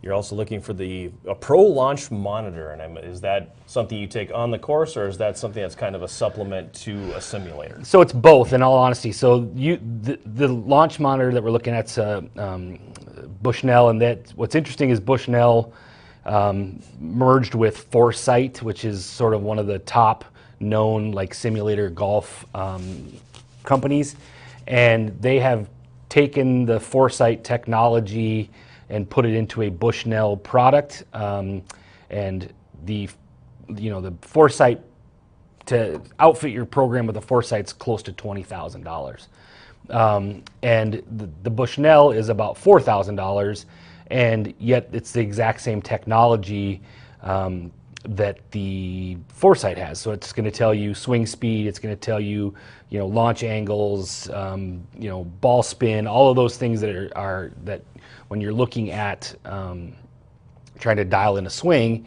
those are things that, when you go for a club fitting or things like that, that's the stuff that they're looking at to determine whether you are the fit for a club. And so when you get into the indoor area and you're hitting balls, it gives you instant feedback on, ball contact and those types of things. And so this one is interesting because you can take it out to the range and get feedback directly at the range as well. So you can do it. It's portable, it's all a self-contained units. It's about like that big, and you can take it out to the range and use it there for feedback at the range. You can have it inside and use it as a sort of as a simulator to try to help you get feedback. Now, we're not going to use it to project something on the screen in a true sort of simulation fashion, but there is capabilities of that. So with this at that price point, which is I would say a less expensive version of, say, a TrackMan or Foresight, which is typically what tour pros have in their houses. This is a scaled down version of that same thing that allows us to get feedback for our student athletes when they're inside, primarily inside for us, just because that's where we spend our whole off season basically. So this is a chance for us to get some feedback for our golfers when they're inside hitting balls and trying to create a more realistic experience and I guess a more focused practice approach would be what kind of what this does for you. Now, if you have the $20,000 and want to donate that, he'll buy the Foresight product. I will not turn it down, I promise, but it would. Again, I think that this is a cost-effective way for us to get a piece of equipment that can make a big difference for us without a super high price point. And I think that that's where this comes into play. So you got your team back on the course now here the last weekend. You had played in a couple of events. You've got a few more lined up before the team goes to nationals here in the next month. So what are you wanting to see out of them, and how are you wanting them to build as they approach nationals? Yeah, so actually we played 2 one-day events. So we went down and played Lake Forest down in just the northern part of the Chicago area. They held a one-day event last Friday. And for me, I had basically zero expectations. I told our guys, go down there, we're going to try to knock some rust off. I think one of the 5 had hit balls in a course. So Ian Bundy's from Austin, Minnesota, and he was able to play, I think 9 or 18 holes during Easter break when he went down to visit his parents. I don't think anybody else had been on an actual golf course. I know that Nate Burke and Connor Willard had gone to Lester Park and knocked a few balls around, but it wasn't like they were playing, and they were out there doing that. But so to say that the guys would be in, our fall season form would be not very fair on my part. So I told them we're going to go out, knock the rust off. Whatever happens, happens. And again, I was actually, score-wise, I was not disappointed with them. I thought they came out and after watching them hit a few balls there, they were farther ahead than what I expected. And then they turned around and bounced back and all came back and played better the second day. So the second day we played at a place called Morningstar Golf Course down in Waukesha. So Wisconsin Lutheran hosted that. And Nate Burke shot a 74 and Ian Bundy shot 74. And Taylor Berger shot a 74, I think, and then Ian Bundy shot a 75 or 76. So it was a really good bounce back for them. And, we actually shot our second lowest score of the entire season on Saturday. So the guys are ready to play. For us, unfortunately, Cody Stanisic, who was technically our number one, was sick. He called me and couldn't go because he was ill. And so we took a couple other guys and which is, okay, Cody's going to get a chance to play this weekend, and it'll be good to get the guys out and see what we gear up towards nationals.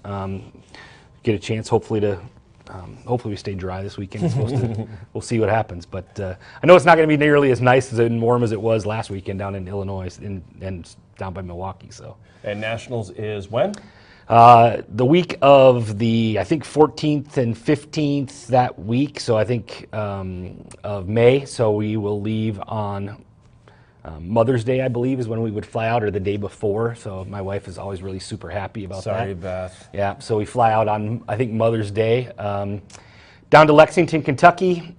What's interesting about it is the first year we qualified for nationals, it was at this golf course, and so I have seen it. None of our players have, so none of our players that were there 5 years ago were on this team, so that'll be interesting for them, and I hopefully can give them a little bit of advice as a coach, because I've seen it and been on the course before, so that's kind of a positive. And it's an unbelievable golf course. It's the rough there in May is going to be very brutal and very thick. But it's, they host a PGA Tour event at the golf course, so the Barbasol PGA Tour event is there, and the facilities are unbelievable. So it's a great opportunity for our guys to go to an event like that. From a student experience standpoint, it's something that you can't even really describe, getting that opportunity to go there and have that atmosphere and really build connections with your guys. So. UWSYellowJackets.com/giving is the address to go to and make your donation. Support the Yellow Jacket men's and women's golf programs. Hit the Invest Now button, and on the drop-down menu, select men's and or women's golf. Make your secure donation and benefit the student athletes here at UW Superior. Coach, hit them long and not too often. Thank you for all your support. Appreciate it. We're going to take a break. We'll come back with more of the 2023 Superior Day of Giving Telethon right after this. This is Connor Willard from the men's golf team. Last year we raised money for team hats and towels. This helped us look like a full golf team on the golf course. This year we're trying to raise money for an indoor launch monitor as well as a putting green so we can prepare for the season.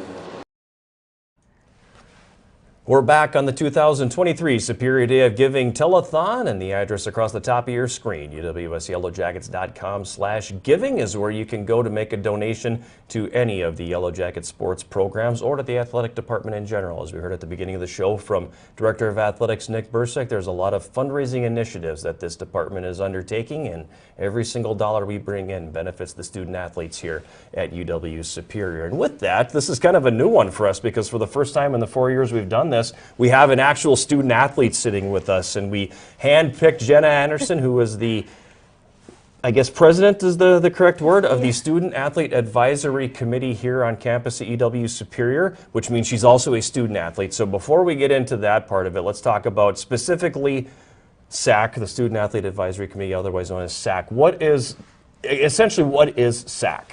Yeah, so that's a good question. So SAC is a committee here on campus, and we get 2 to 3 athletes from every single team, And we kind of talk about community engagement, student-athlete experience, even just straight up academic experience here on campus, and we kind of get the voices from every team.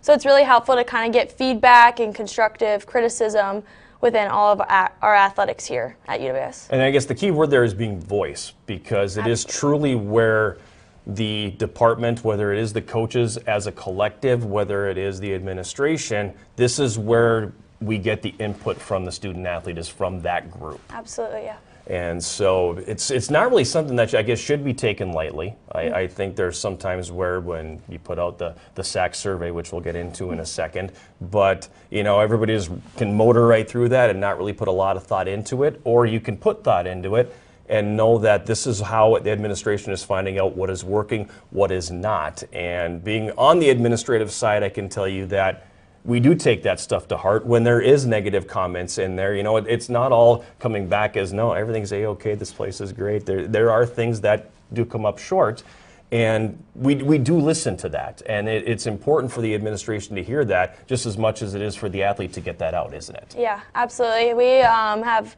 gotten different things on waters, fueling stations here, the locker room situations here, advising, even just academically, the school lunch, the school food. So SAC just really gets voices from every single person, and it's really helpful, especially our SAC survey, like you mentioned. That's a big survey we get at the end of the year, and that helps us, gauge our objectives in the fall, in the spring next year, kind of where we should start in the summer. So it's very helpful to get feedback from every single athlete, and some of those teams like track and field, and the smaller teams like tennis, we can get a lot of voice from them too, instead of the bigger teams here on campus as well, which is really helpful for all of our administration. When you look at the time that you've put in on SAC over your first 2 years here, only a sophomore, going to be a junior next year, but you've been very involved on the SAC front from day one. Have you seen positive things that have come out of the voice of SAC toward the administration? Has the department and the university been able to take some steps towards some of those things that have been very important to student athletes? Yeah, absolutely. We've talked about game day enhancements, which that has, in my opinion, since my freshman year, really been a forefront in the objectives here for all of the administration. We've also talked about school lunch and parking, which seems to be an issue. Parking has been a problem here since the 60s and will continue to be so. Yeah, a big situation for that. But I mean, even this week on Thursday, we have a meeting with the Dean of Students for SAC to talk about our school lunch and to talk about parking, which is a big step. And then just like locker rooms and different problems within that, we are working on that next year and kind of gauging how we're gonna, change our locker room setups so we can be better for every single athlete, which is really helpful, especially for, we don't have enough room for everybody right now, and so we have to switch out after volleyball. But these kind of things are really helpful to get to know from everyone, so then in the years to come, it's better for every student athlete. So. One of the things, too, that's come up over the last few years, and I guess it's not something that's been so much over the last few years, it's been the last couple of decades, but really come to the forefront recently, has been mental health. And I think UW Superior has been very deliberate when it comes to helping student athletes with their mental health, whether it's just making sure there are resources there or making sure that we are raising awareness for that sort of thing. And that's kind of been one of the biggest initiatives of SAC, hasn't it? Absolutely, yeah. So we got mental health t-shirts for everyone this year. We have mental health cause games, so every team got a cause game where we had donations to mental health resources. We had resources available. We had pamphlets available. We've also had student athlete mental health groups, so you could come in and kind of have a talk about mental health with Randy Barker, who's on the Pruitt Center, and we got to talk to him. I've also met with Randy Barker, and we've had a few conversations. He's been very open to meeting with different teams, so he's come in and met with different teams. We just actually had a couple meetings with him over our spring season, which has been awesome. And then they do mindfulness exercises with a lot of teams, and I think it's really been important for all of us here for mental health, obviously with it, going downhill in the world today. But I feel like UWS really puts it as a #1 priority. And last year coming into it, when I was just becoming the SAC president, I was like, yeah, we need to have more mental health resources. And just the way that UWS and the administration like put that first has been awesome as a student athlete and just being a student here, which has been awesome. So yeah, there's a lot of new resources here that we have, a lot of new programs, and kind of just like breaking the stigma, which has been really awesome too. Randy is a tremendous asset to the university, and he serves on one of the NCAA committees for mental health, and for some reason the name of the committee he is on is escaping me, but I think it's just Mental Health Advisory Group is what it is. But having somebody from our university at the national level who's in those meetings with, you know, the high rollers basically for this says a lot about the job that he's been able to do here, but also he comes back with a lot of things that really are benefiting the student athletes. Right, yeah, we've had a lecture series too that started here. We just recently had Amanda Beard, a swimmer that came on campus, talk to the women athletes. So that was really awesome. We've had a lecture series in the fall with a WNBA and an NHL player, which was really awesome to hear their story and to know, like, all right, so it's not just happening, you know, at this small level. It is happening all over the world, and that we wouldn't have been able to do that at all without the staff here on campus, whether it's in our athletics or just in our administrative building either. So that's been really awesome. We'll give you a chance here to make one plug before we let you go, Jenna. So it is the Superior Day of Giving, meaning we're soliciting people. We're asking people for their money. And every dollar that comes in benefits the student athletes. Now, this is your chance to make the athlete pitch. Yeah. Why should these people want to give to these programs here? Absolutely. So here, the student athlete experience is something, especially with SAC and, you know, being a student athlete here, that, you know, we go through these 4 years and we don't have this after. These 4 years mean a lot to us, and this is kind of our home for 4 years. This is where we leave our family. We come here and, you know, we just want to make the best out of our 4 years, and a lot of this, the donations and the money really help get us to where, you know, we leave here like, wow, those were the best 4 years of my life. So definitely just, you know, do what you can, and that's all that matters, really. $1 or $1 million. We'll take anything in between. We're going to take all of it. Yeah, absolutely. UWSYellowJackets.com/giving is the URL. Go ahead, hit that button right now and go to the Invest Now. Use the Secure form and donate to any one of our programs here at UW Superior. Jenna, our SAC president, thanks for coming in. Thank you, guys. We're going to take a quick break. We'll be back with more of the 2023 Superior Day of Giving Telethon right after this. Find your passion. Find your people. Find your purpose. Find your superior. We return on the 2023 Superior Day of Giving Telethon, and over the last few hours you've had an opportunity to hear from student athletes and coaches of every Yellow Jacket program talking about how the donations that come in, the investment that you are making in the programs and athletes here at UW Superior makes an impact. And it's everything from, like we mentioned, a sweatshirt up to facilities and everything in between. All of those dollars come in and benefit the student athletes and really create a great student athlete experience. We heard it from Coach Allison DeGroat when she talks about athletes wanting more time together, wanting more time at the university, and wanting to come back here. A big piece of that is that what we get out of every donation that comes in over the course of this. So know that the dollars that are coming in are making a huge impact. And please do not be stingy with that money at all. Be generous with the donations, because everything that comes in makes a huge impact at the University of Wisconsin-Superior. We thank Craig with the iFan Sports Network for being a part of this today and making sure that this telethon got on the air. I am John Garver, and thank you very much for watching the 2023 Superior Day of Giving Telethon benefiting Yellow Jacket Athletics.